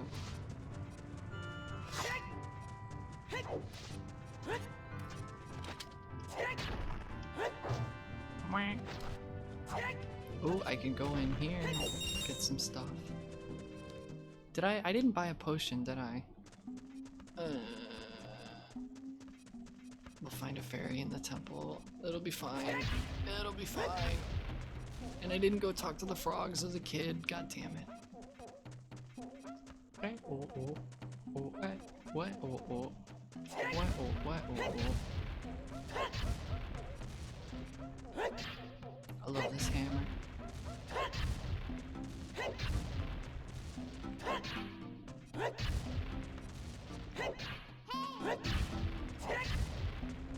So I'm just destroying their food stock right now, aren't I? It was just for a rupee. Oh boy. Oh, the red.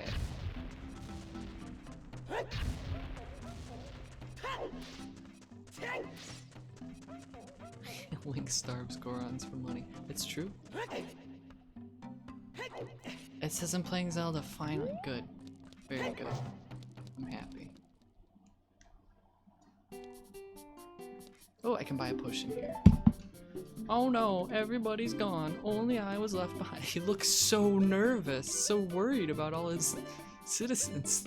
This law still says fuck for me. Well, that's what I changed it to. I'm sorry. Also, hello, Wonder In, Wonder Out.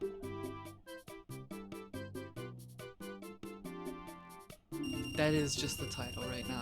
I had a Zelda title and I got frustrated because it wasn't changing to it, and I'm not gonna bother changing it again. It's going. It's going. It's an evening.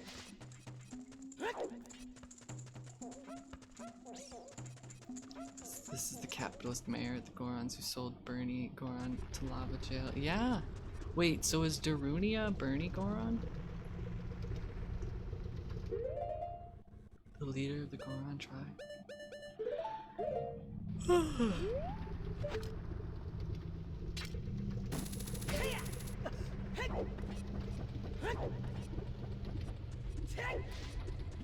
Oh, it was just the random one in the cage. Okay.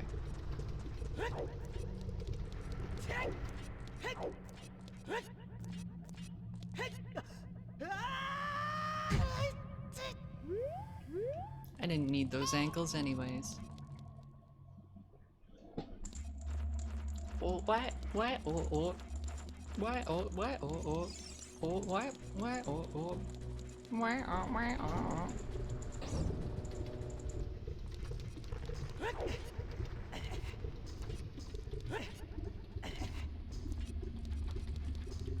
Bernie Sanders.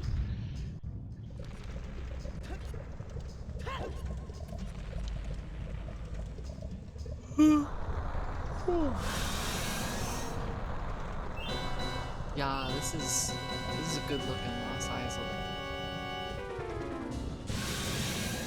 Check out my SoundCloud. Wow, this blew up. Check out my SoundCloud while you're here. Do Ocarina of Time dubstep remixes.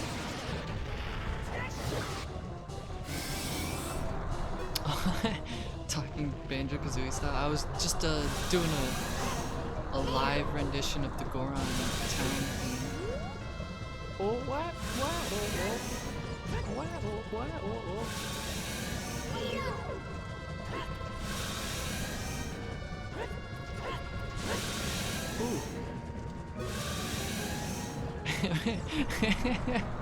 Runs for president. Oh damn, this blew up. Hey, check out my SoundCloud. You joke, but that's literally our current president. Just replaced SoundCloud with like money laundering businesses.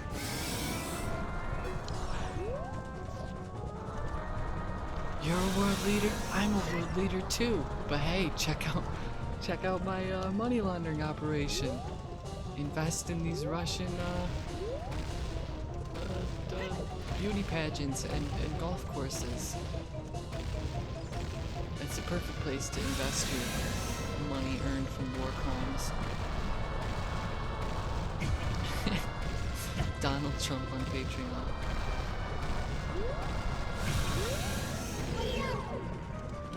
Forgot my buttons for a second. So this boss is pretty metal because you're smashing his skull with a hammer.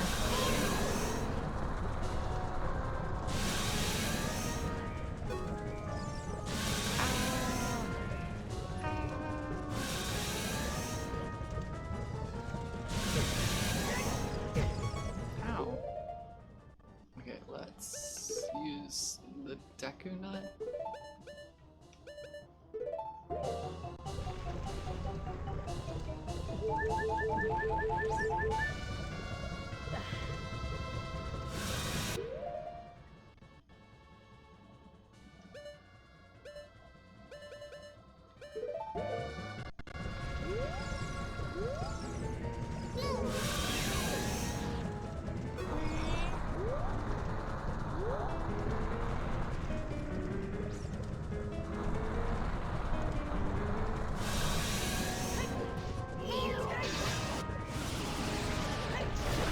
Let's go. Let's go.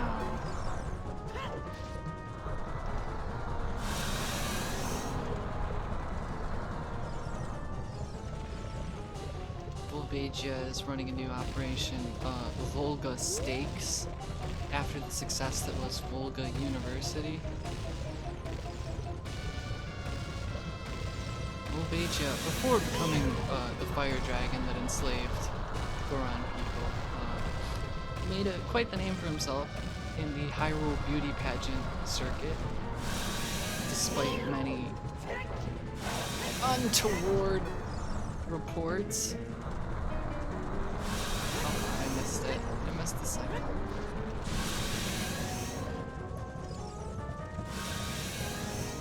Don't worry, the Goron tunic is 100% asbestos.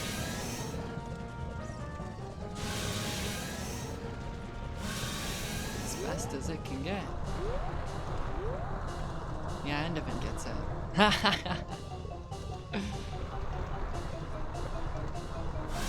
I have a host advantage by being the streamer. Yeah! No scoped! Alright, one more. I think it takes 5 hits. Or is that only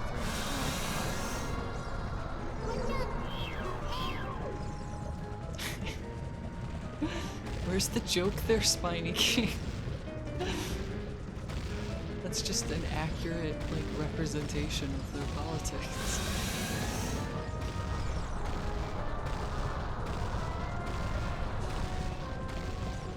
Yo, I'm gonna die talking politics to this fucking dragon. Oh god. Yeah!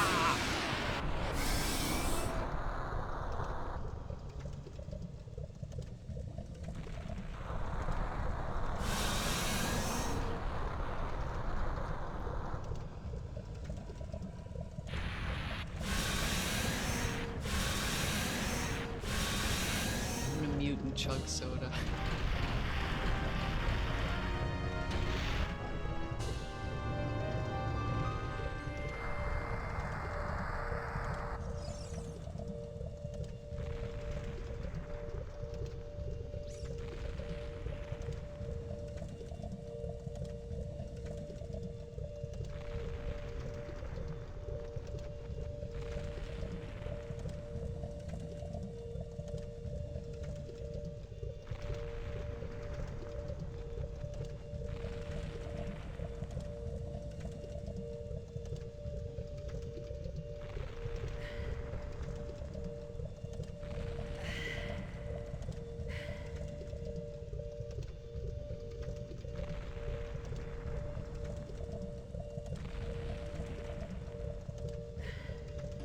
Hamlo! I don't know. I think that there's good to be had by having our politicians ritualistically disembowel themselves every time they have a snafu. Could you imagine?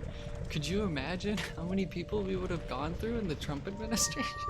I mean, essentially that's what they did with their careers here in the US. A lot of them, like Scaramucci, committed like career seppuku, but look at this dude's pants. Also, I'm glad I muted because I chugged soda and then I immediately did like the loudest burp. Excuse me.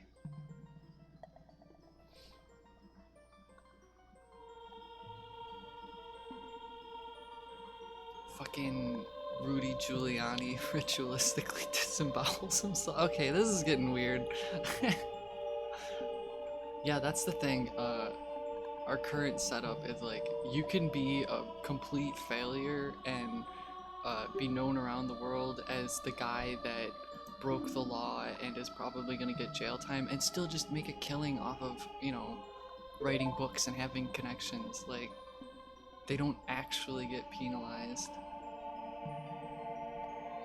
I, the wild Darunia, turned out to be the great sage of fire. I should save my burps and sell them? Is that a thing? People do that? Nothing has made me happier than helping you seal the evil here. God, look at his fucking nose. Take this. This is a medallion that contains the power of the fire spirits and my friendship.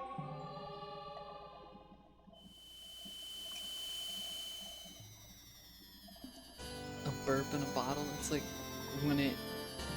when you faint in combat, it automatically opens up and then the enemy is just like, ew, gross. You received the fire medallion.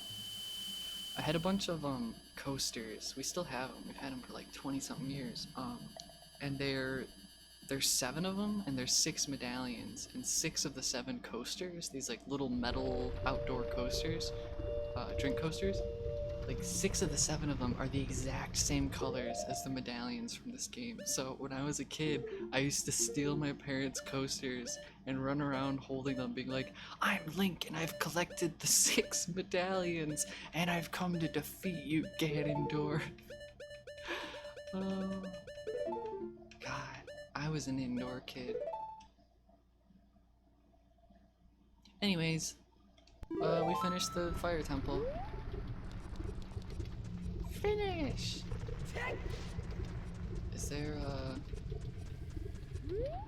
did I plant a thing here? I think I did.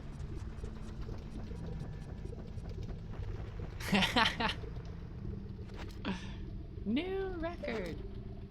I'm glad that like all of my stream of conscious references are being picked up today. Even the deepest cut, the clear as purple crayon. God, what was it? H-Bomb said something on a stream the other day, and I was like, I hadn't heard someone reference that in like 20 years.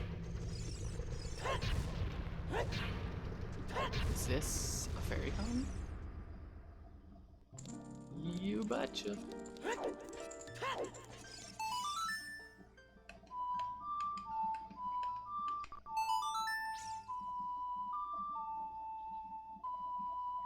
Yeah, I hold on to just stuff, just locked away in that crevasse that is my memory. What was that camera angle? Did Kojima direct this?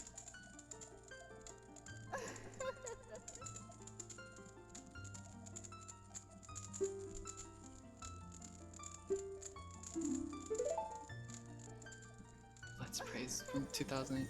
Yeah, isn't it weird that we've all been sharing the same internet all along?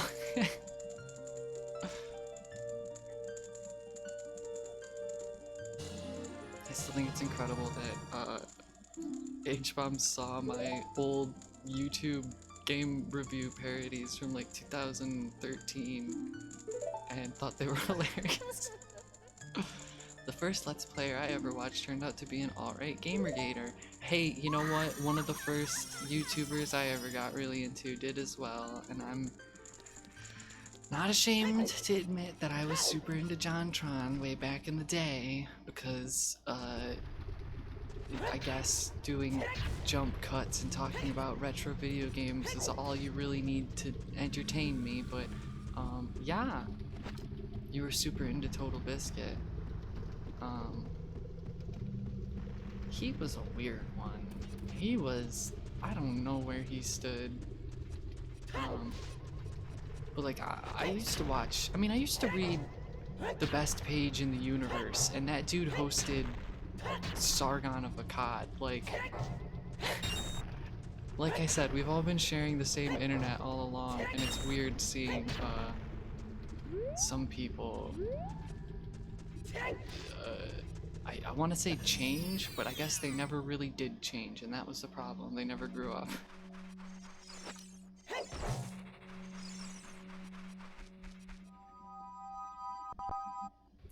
I got into Maddox because my brother got into Maddox, because one of his friends got into Maddox, and so like a lot of things that I got into was like secondhand from my brother,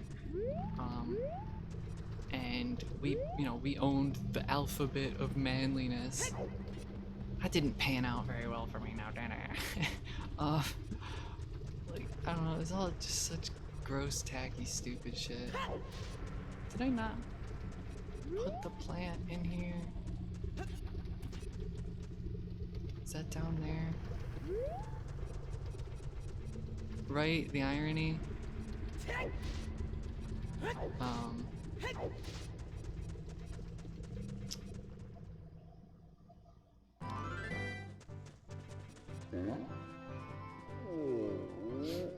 Oh, it's the big boy.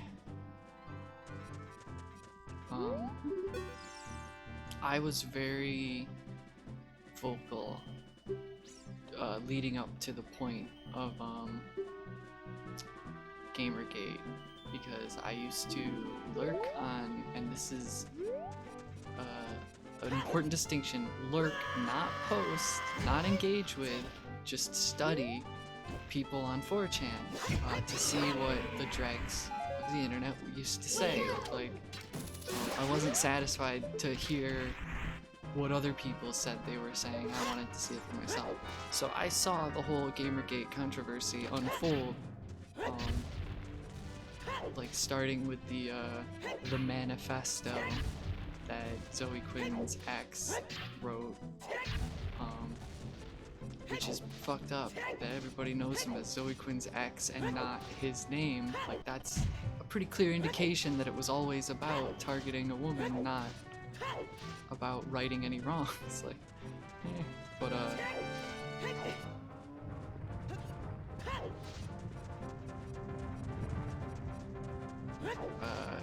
yeah, but like leading up to then, nobody believed me that a big thing was about to go down. As it was happening, everybody convinced me, oh, it's nothing, just ignore it. And then like fucking fast forward to the Unite the Right rallies, and they're all occupying the same space online. It's like, wait a second, I was onto something. Damn it. But it was weird because it used to like get posted and people would be like, enough of this. Like people were yeah, oh, too, the manifesto thing, if you read it, like there's just stuff that proves it is wrong, that he wasn't being factual. Like he claimed that she slept with like 5 different guys. Like, that didn't happen. He claimed that like 3 of them wrote reviews for her games. That didn't happen. Like, even if any of that stuff did happen, it was framed in a way that it was like very demonizing, but had it have happened, it wouldn't have been what he laid it out to be. Like, it was just totally, completely clueless.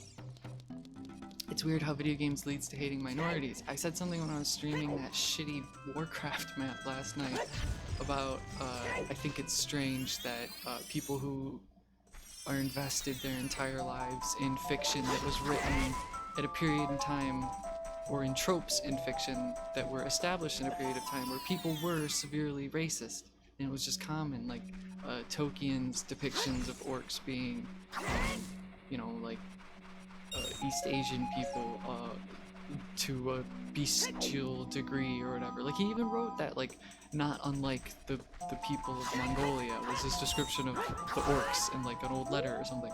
Like, it gives these people iconography that they can use in worlds where racism makes sense as a thing to be a part of, like as ideas to play with.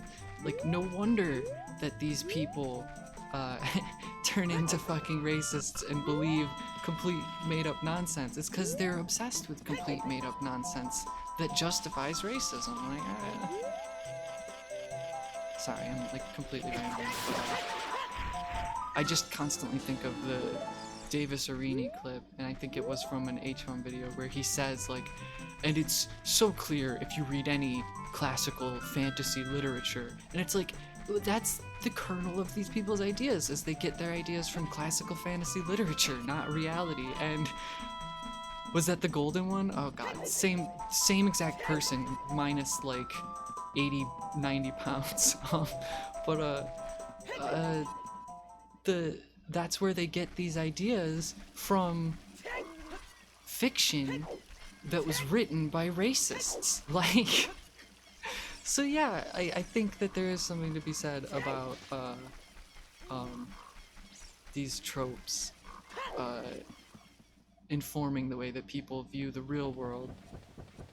Like, it's cyclical. Like, you put ideas that are malignant and that are hateful into literature where it justifies these things, and then it's like beyond just a dog whistling, it's like conditioning. So then people that are already, you know, biased or have been raised in environments where they're thought to think of people as other than them, you know, like not everyone is humans, like there's those people and our people, you know.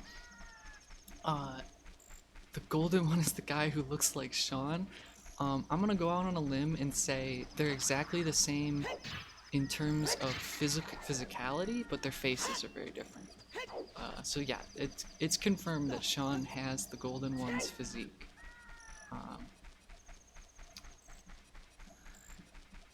God, what was I saying though? I was getting really into a ramble while trying to play a kid's game, but no, I was joking. But yes, spread the rumor that Sean is super jacked.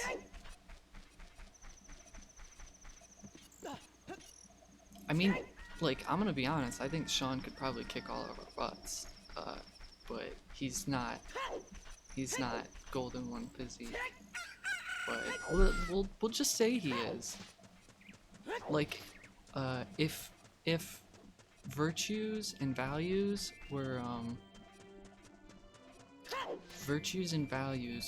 physical strength, then Sean would be golden one buff. Fuck, I feel like I had one last thing I wanted to say about people informing their worldviews on. Oh, it's the cyclical way it works. That person puts shitty ideas into literature. People who've grown up around shitty ideas read that literature and confirm those ideas. They go on to inform the world the way they've been informed, and it just like keeps looping, you know? It just keeps looping. The third. Loop on the third. Sorry, I'm just ramble. I beat Volvigia though, that's good, right? That's good. That's good.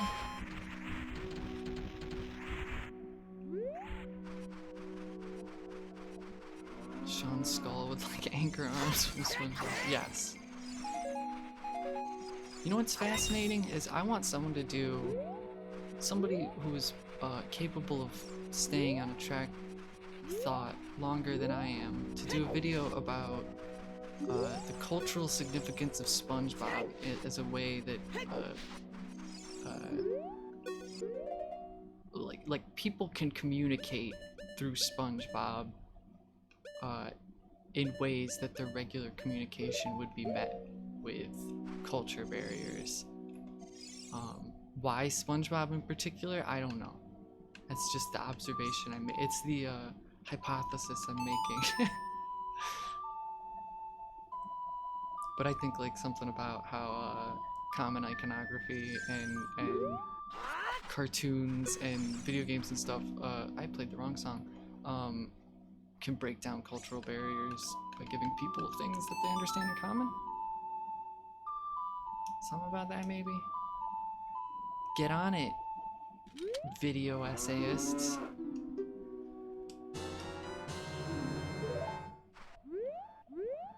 I'm all hyper today because I drank a Dr. Pepper while I was streaming. Alright, so next I gotta go to Zora's Domain.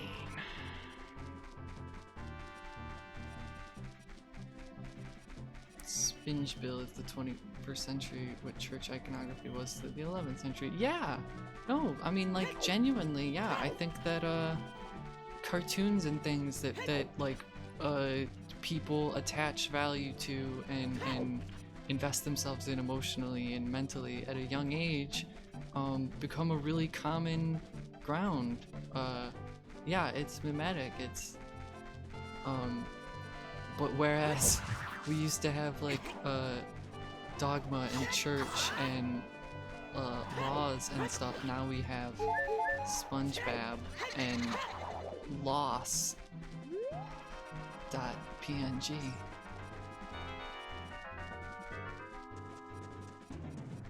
Low-key miss 3D third-person games having this sort of angularity. Yeah, I love it. I love that it's clearly like video gamey. It was like realistic for the time, but still very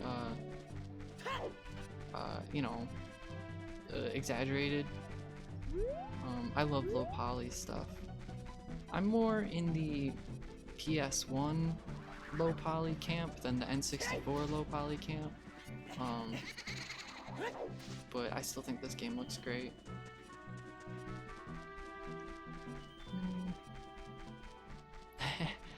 I've been playing a lot of Warcraft 3 lately, and the models in that, which I thought were so impressive at the time, are so silly. But I was thinking, like, they should make a game that looks like Warcraft 3. It would be great. Like, you could double the poly count on all the models, still have it run well, and still look retro enough by modern standards, and make an indie game with that aesthetic. I think it'd be great. Okay. I don't know what I'm doing.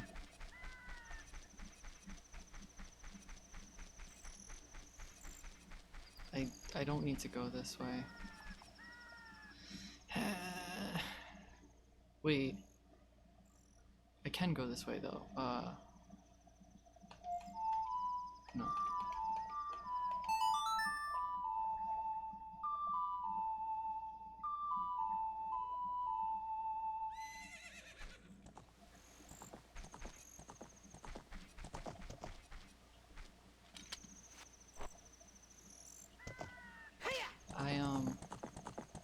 I do feel more excited for retro low poly looking games than I do for like retro 8-bit style games, because nobody ever, this is old hat, I'm just repeating things that people have said before, but nobody ever gets the like NES look right. I can think of like 2 games that look retro that did it really well that I like, and then like 10 games that try and just look like Game Maker games.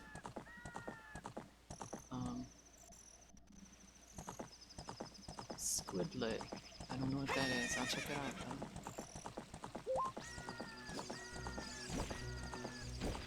though. Yeah, 8-bit is one of those things that doesn't really mean anything anymore. SNES is easier to imitate. Even then, people like, they'll do like texture stretching in ways that weren't present, and everything will have different pixel sizes. Like, I think that always looks terrible. Or like they'll look like Rogue Legacy, which looks really nice and really sharp and clean, but it doesn't look retro. It looks modern. Game Boy style game about squids and you can hug the final boss. That sounds great. Oh, she's not here.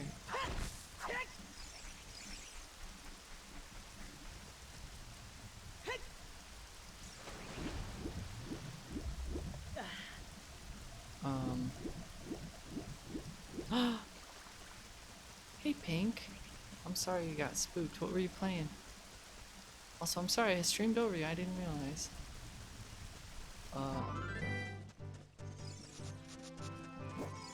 Mad Father. That sounds spooky. Oh god, the Spyro remaster.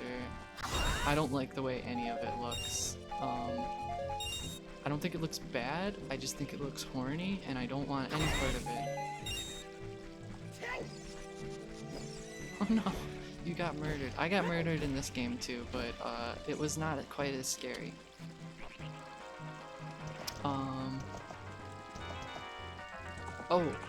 Old style game that I think did a really good job with the aesthetic, even though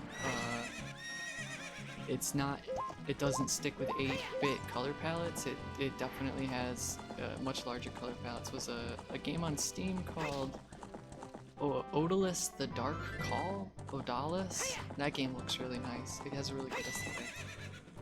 It doesn't do much with like the pixel aspect ratio fucking, but yeah, like I don't know, maybe I'm crazy, but they made the new Spyro remake. Everything's gotta be like sexy. It's weird. Can't just have things looking goofy anymore.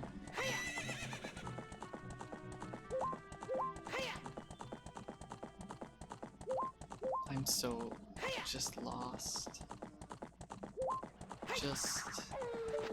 Just wandering around this desolate world.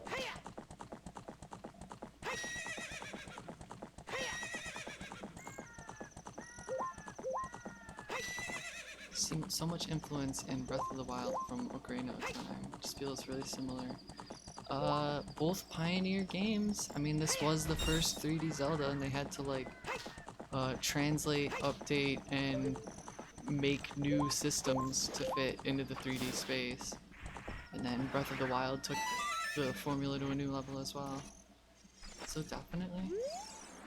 Why did they give Spyro huge jiggling breasts? See, if they did that, I'd be okay. I don't have an empty bottle! Sorry, I just slashed you, Epona. Let's Play of Master Quest, and they kept making jokes about shoving carrots up Epona's. That's not at all. Turok 2 had some really cool low poly monster models. Yes, I love Turok 2. Except for the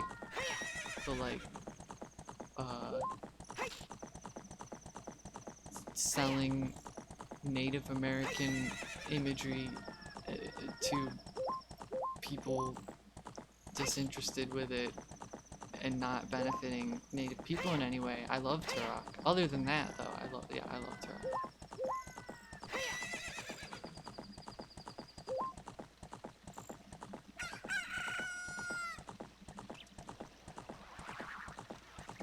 Cosplay prop contest.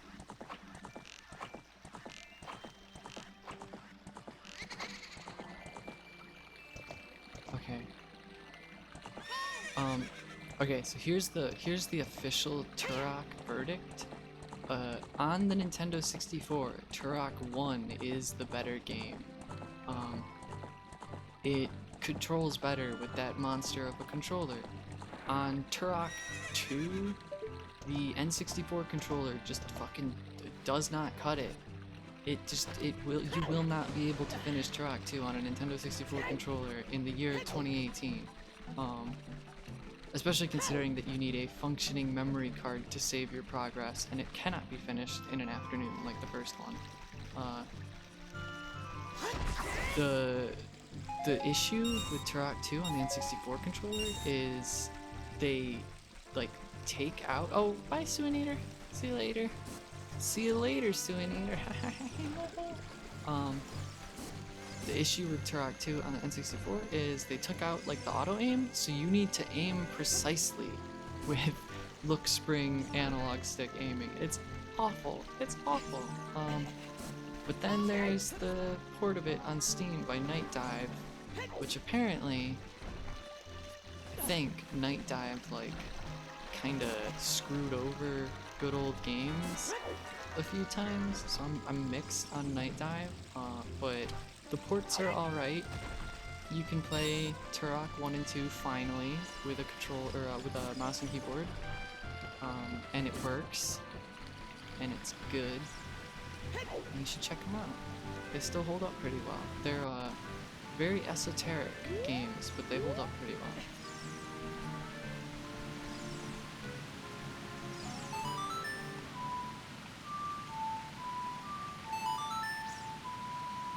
Yeah, it was like impossible. I used to just cheat and then walk around the levels exploring when I was a kid. Cause like trying to play it as an actual shooting game, like it's too hard. And then they start like in the first Turok, they make it so that very few enemies are like above you. Most everything is on the same plane as you, so you just have to like circle strafe and shoot at them. And then in the next one, they were like, well, Quake has flying enemies. Quake lets you free aim, easy, like, no reason we can't do that. And then like, it's just stressful trying to hit enemies that are buzzing above you with weird look spring aiming on a analog control stick. I'm like, ugh. Maybe. An Arctic wind is blowing from Zora's River. No, I don't feel it at all. Aw, thank you, Enderman. Yeah, I haven't been doing it much lately, and there was the channel transition that made things a little more awkward, but thank you, I appreciate that. I do want people to be chill and enjoying it, even as I'm talking about political corruption and hate movements online directed at women. I still want to maintain a chill atmosphere where we discuss these dark topics. Dark topics like what happened to the people of Castletown. Who knows? They got turned into Re-Dead, but why? I have a cute voice, thank you. I disagree, but thank you. So this is the ice cave. It's a mini dungeon. It's like one of 3 in the game. Ooga. The thing with ice cave is it would be really, really fun if it like gave you an item here, but instead it makes you use your fucking bottles to melt these red ice things. Which is a pain in the ass, because once you fill them with blue flame, and then take it to the red ice, and then you drop the blue flame, you gotta go back to get more blue flame. And it's like, just give me like a cane that makes blue flame appear and uses magic power. No. No, we're not gonna do that.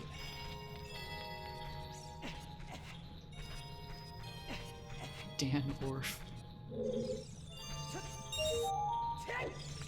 So check this out. You can slide under the blades. Ow. Isn't that cool? Oh. Ow. Come on, do it. Do it, slide under. Oh, never mind. It would have been cool. Oh, is it over there?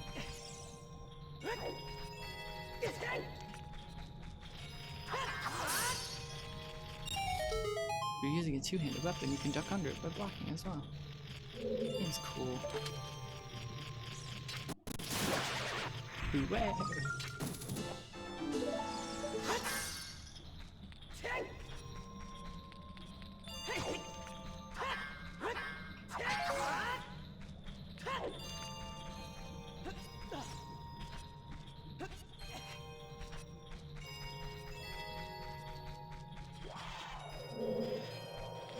So something I really like about Ocarina of Time is it creates this sense that there's like there's safe places in the world and there's dangerous places in the world.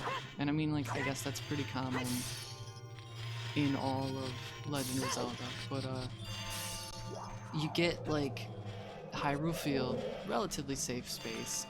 There's ghosts when you're an adult. There's Stalfos when you're a kid, and P-hats. But if you stay on the roads and you don't travel at night, you could realistically see people living in that world without, you know, being regularly eviscerated by monsters every time they leave the castle. And then you get like these dark corners of the world. Like this one, for instance, is hidden behind the Zora's domain, which is already like out of the way. The Zora are kind of a reclusive people. But behind their town, whatever, their kingdom, is this little cave, and it's like kind of hidden away, and inside this little cave is the ice cave, where, you know, it's not a temple, but it is a significant place full of monsters and stuff going on, you know. I don't know, I just think it's really neat the way that the world is like layered like that, and you really feel like you're going to the darkest corners of Hyrule. Gonna put the gamma down 50% of this game and resell it on Steam as a Souls-like. And you can get here as soon as you become an adult. Atari Project, I think about when you finish it. Sure, yeah, go for it.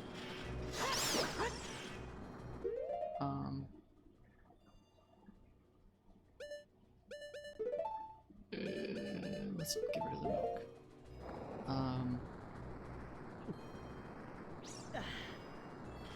Yeah, the menus are cool. The way it rotates around.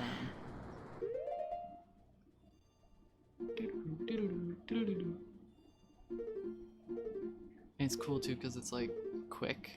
You can get to all the information you need quickly.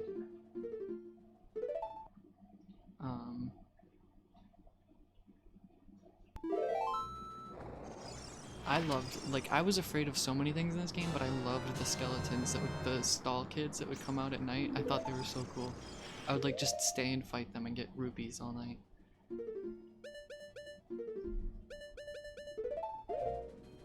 You know what I want.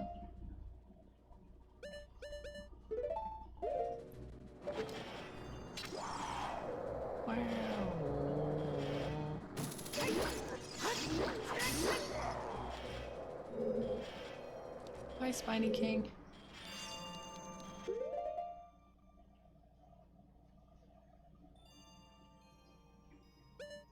Yeah, most of the areas are experiencing some kind of hardship, especially after Ganon showed up. But even then, like, you know, Dorongo Cavern is sealed off because it's a dangerous place, even before the Dodongos start getting aggressive. Oh, in Majora's Mask. Yes. Yeah, that game did a good job too. The thing that bugged me about Majora's Mask World was that it felt less naturally segmented. Like, north, south, east, west is the fire, ice, forest, and desert kingdoms, or whatever it was. It felt really like gamey, but it still did a really good job of like, you know, having these areas that are believably lived in for the setting, and then in those areas having like tucked away places that are really like dark and dangerous and significant. Like in Ocarina of Time, you have the temples, which are like legendary locations or whatever. Hey Curly, welcome. Okay, wait, did I miss? There's like there is a piece of heart in here somewhere.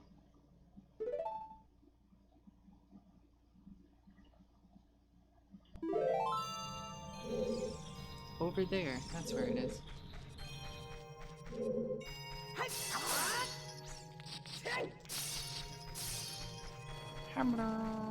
Is there fire in here? Yeah, there is over there. So we got a sliding block puzzle.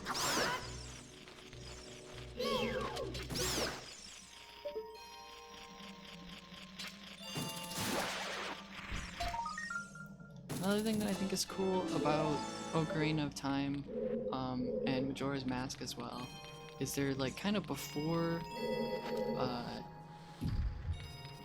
Zelda games kind of like streamlined dungeon design where you would have like you know, your dungeon item and then the puzzles solved by dungeon item, which is like really apparent in Twilight Princess, which I still really like. Even though it's like the most egregious about giving you an item in a dungeon and then that being the item that solves all of the puzzles for that dungeon. In like a really linear manner. But this game and Majora's Mask, they strike a good balance of like classical Zelda. The whole dungeon is just full of random rooms and you gotta figure out where you gotta go, and modern structured Zelda that's like guiding you along a predetermined path.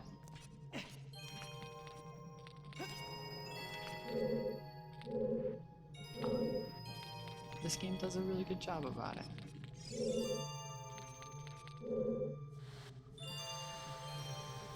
And then too, I've got puzzles like this sliding puzzle that doesn't use any items. It just is like a logic puzzle, which the new Zelda is full of puzzles like this, where you're just doing a thing that's unique to that place.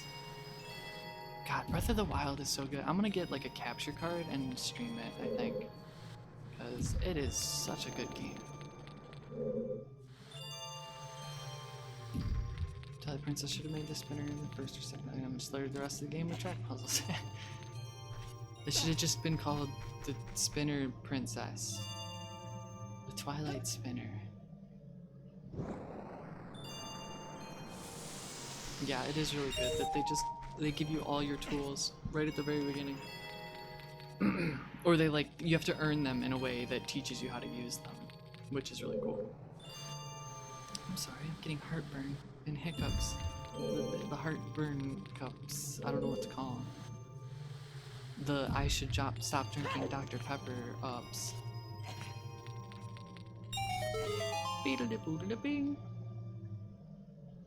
Also, we're getting close to that time where somebody give me a hoot and a holler when the Herald Splimbus goes live. And we'll finish up what we're doing. Raid that nerd with fire and fury.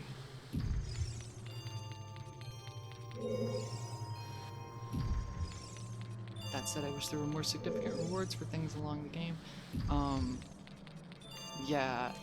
Something that was really frustrating for me in Breath of the Wild was I wore like the same equipment for like 100 hours, and then I finished everything, all the shrines, and like I leveled up as much of my inventory bag as I wanted to, and then I just didn't have anything left to do.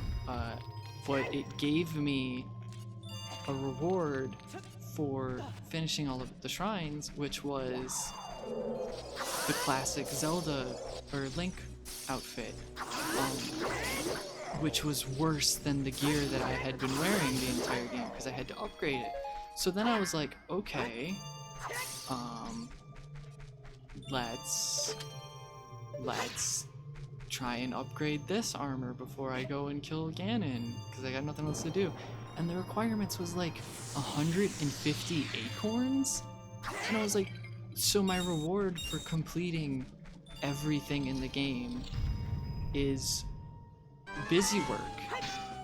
You've given me a chore, and that really burned me at the end of Breath of the Wild. But then I went and did Ganon's Castle, and it was awesome, and that renewed my enjoyment of the game. you'd have to ask H-Bomb. And I didn't mind the health stamina upgrades. I kind of don't remember at the moment. What did you have to do to get those? It was collect 5 of something, right? Or no, that was just from doing the shrines and you turn in the spirit orbs. I felt very motivated to find 4 shrines at a time to get the next stamina upgrade.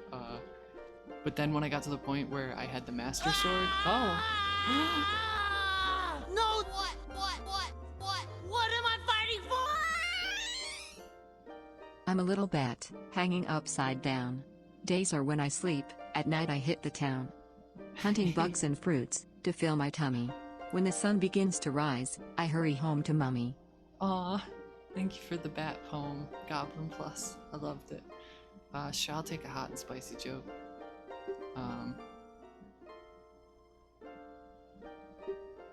God, I was gonna finish a thought about Breath of the Wild too.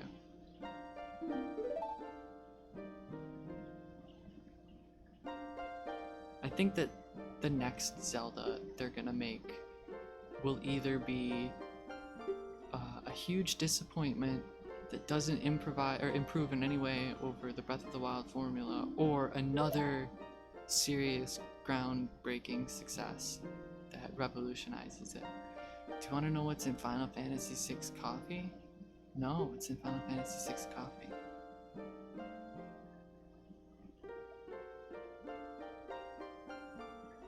Caffeine.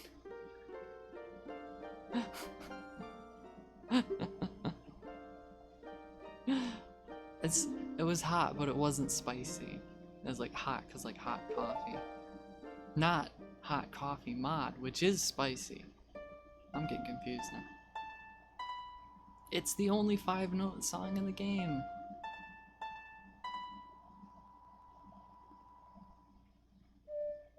Oops.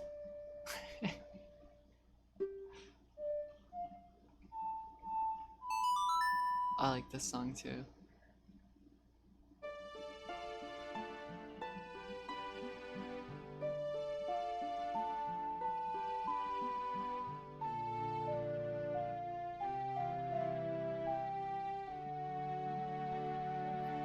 It's the Who's a Blot's a What's a What. That's the name of the song. See? It says right there, the Who's a Blot's a What's a What. Cruds, I'll see you again. In hell. And then we both explode.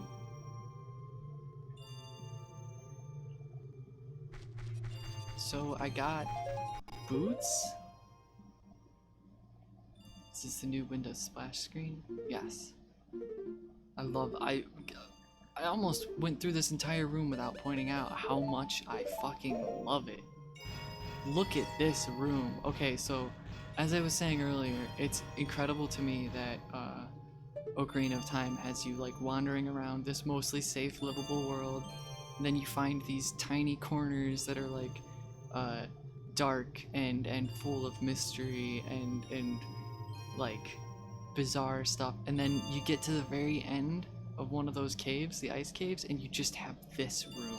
It's just fucking cool looking. It's like weird and mystical and magical. It's like, ooh, I'm on a real adventure.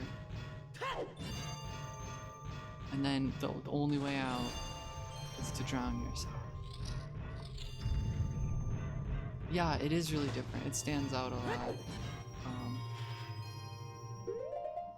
I just think it's really cool. There's a lot of spaces in this game that are just like that. We're gonna get to one, not this stream, but next time I stream, we'll go to the water temple. That's the next place we gotta go. And there's one in there that I absolutely love. There's a lot of places in the water temple that I really like, that I think are really cool, and nobody ever talks about them because they just hate that place. A lot of really cool aesthetic rooms in the water temple, but that'll be next stream. For now, we just gotta go get that last room. And we gotta get some... Ow! We gotta get some more blue flame. so that we can save the Zora people. What Zora people are still left alive?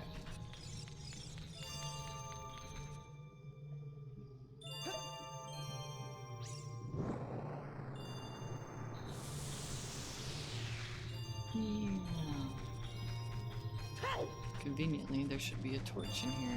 Yep, right there.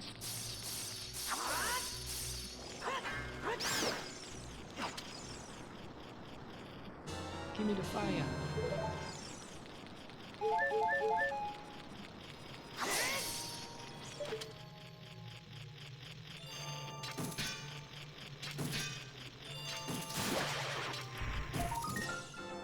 Yes, Endovan. That's one of the rooms that I'm really looking forward to showing off. Because it's so cool. It just happens out of nowhere. And then it changes permanently once you defeat Dark Link. And like, you don't get a lot of stuff like that in later Zeldas. They usually play it pretty safe with where you go and what you see. Like, they're really cool, but they're never like, you know, space bending stuff like that. Unless there's stuff in the later ones that I didn't play. Which I guess is just Skyward Sword. Now that I think about it, I've played everything but Skyward Sword. And, the Oracle games, and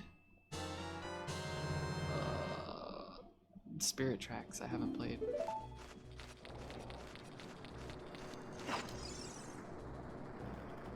Yeah, they do a lot of cool stuff with the N64's limited technology.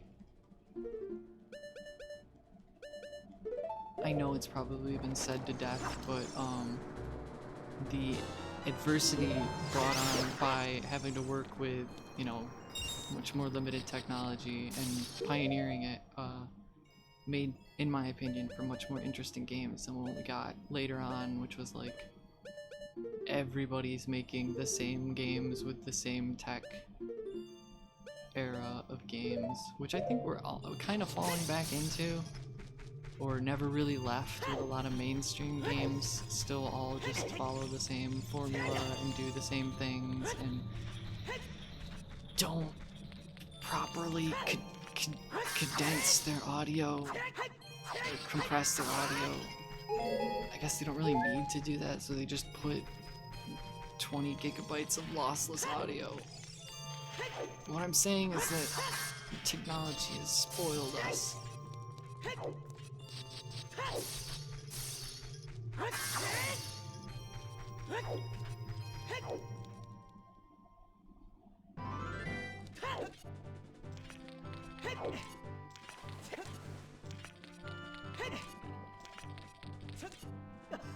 That's why I like a lot of indie games, is because they're really interesting with what they did with what they had, not how they did what everyone else did.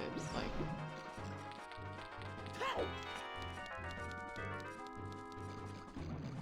they cram extra hardware into cartridges on SNES. Yeah, I think that stuff's really cool. They did that with other consoles too, like I know Genesis had plenty of carts where they would put extra chips and things to get added effects, and I know like every Konami game that was on the NES was shipped with the different sound chip in it that gave them like different channels, audio channels to work with, and better, I think, sample handling.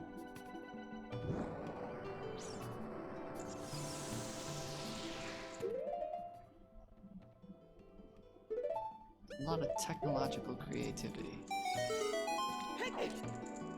that I am not qualified in any way to talk about because I just play the games. Speak! I've come back to life. Was it you who saved me? Don't be nervous. It looks like you have a hard time breathing underwater. As an expression of my gratitude, I grant you with this tunic. With this, you won't choke underwater. Thank God. The Zora tunic. Guess you could say this tunic breathes really well.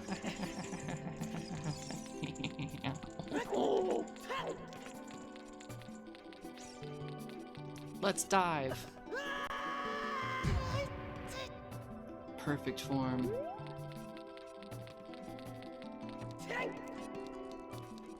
Thank you, Just Manko. I deserve that.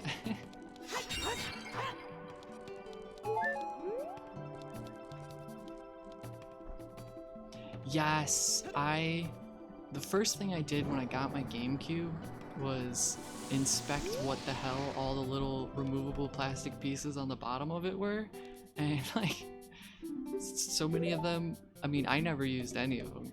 I didn't have a Game Boy, Super Game Boy Advance or whatever it was called. I never did Phantasy Star online play, so I just never plugged anything into the bottom of my GameCube. But there's like 4 different ports there. The N64 had a port on the bottom that was for the N64 disk drive that only came out in Japan? Or did it not come out at all? You hid weed in those ports? That's the perfect place for them though. That was like when I was like 14 and I didn't smoke. But I was like, yo, if I ever do, that's where I'm gonna hide it. So I'm glad somebody did.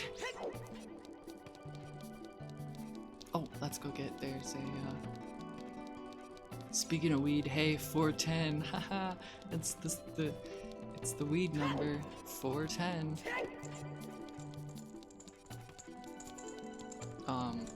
Let's go get the piece of heart at the bottom of the lake. 410 blaze it.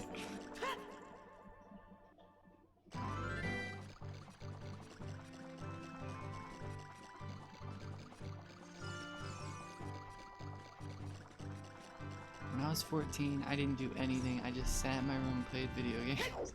Although sometimes I would go hang out with my friends and we would just like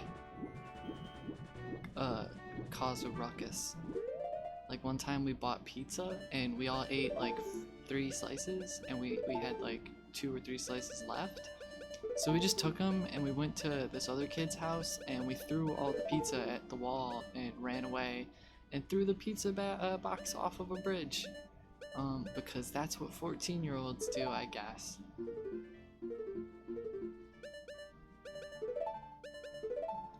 Let's sink to the bottom of the lake.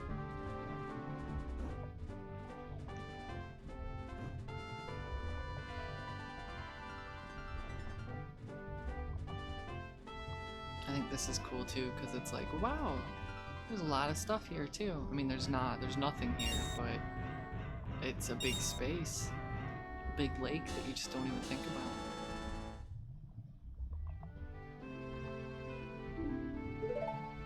Do you want a piece of me? Yeah, it's so deep that I don't even think you can see the piece of heart from the surface. So you'd have to be like, let's just go see the bottom of that lake for no reason to get there, which I think is cool. You can't see the piece of heart because the load distance is, or the view distance is so short on the N64. Beep boo, beep boo, beep beep boo, beep.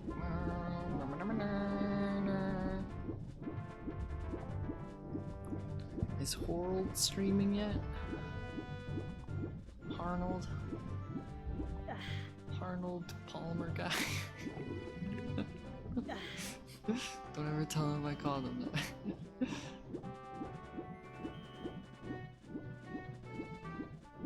See the bottom of every body of water encountered. Yeah, same. Oh, hey, Ferk. Sorry, have you been here the whole time and I haven't noticed? I'm sorry, I'm so rude.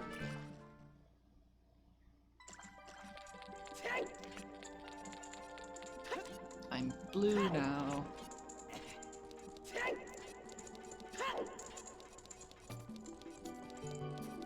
Okay, hello.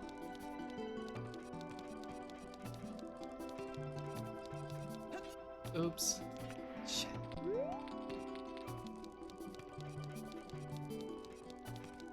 So now I gotta go to the lake.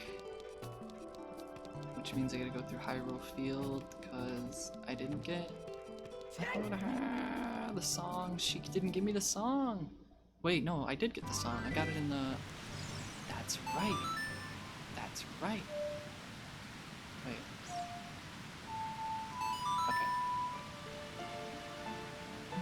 Okay.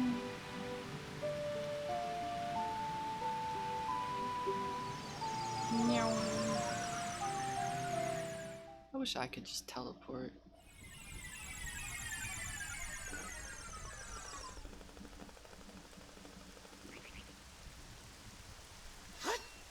Could?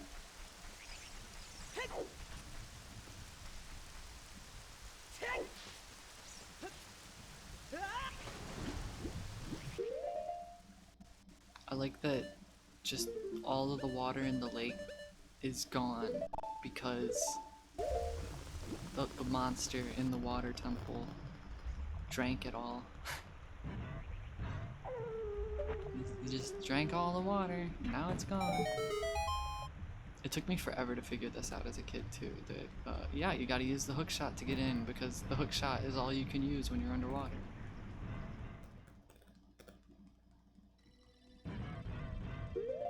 So this is it. It's the water temple. You know what that means. We're saving it for next stream. So I guess I'll just kill time while I wait for H-Bomb. Where are you? Come here. Come ready, and I summon Dole. Hello.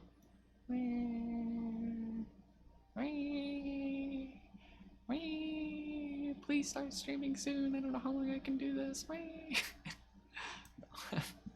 I'll switch games to something else for a little bit. I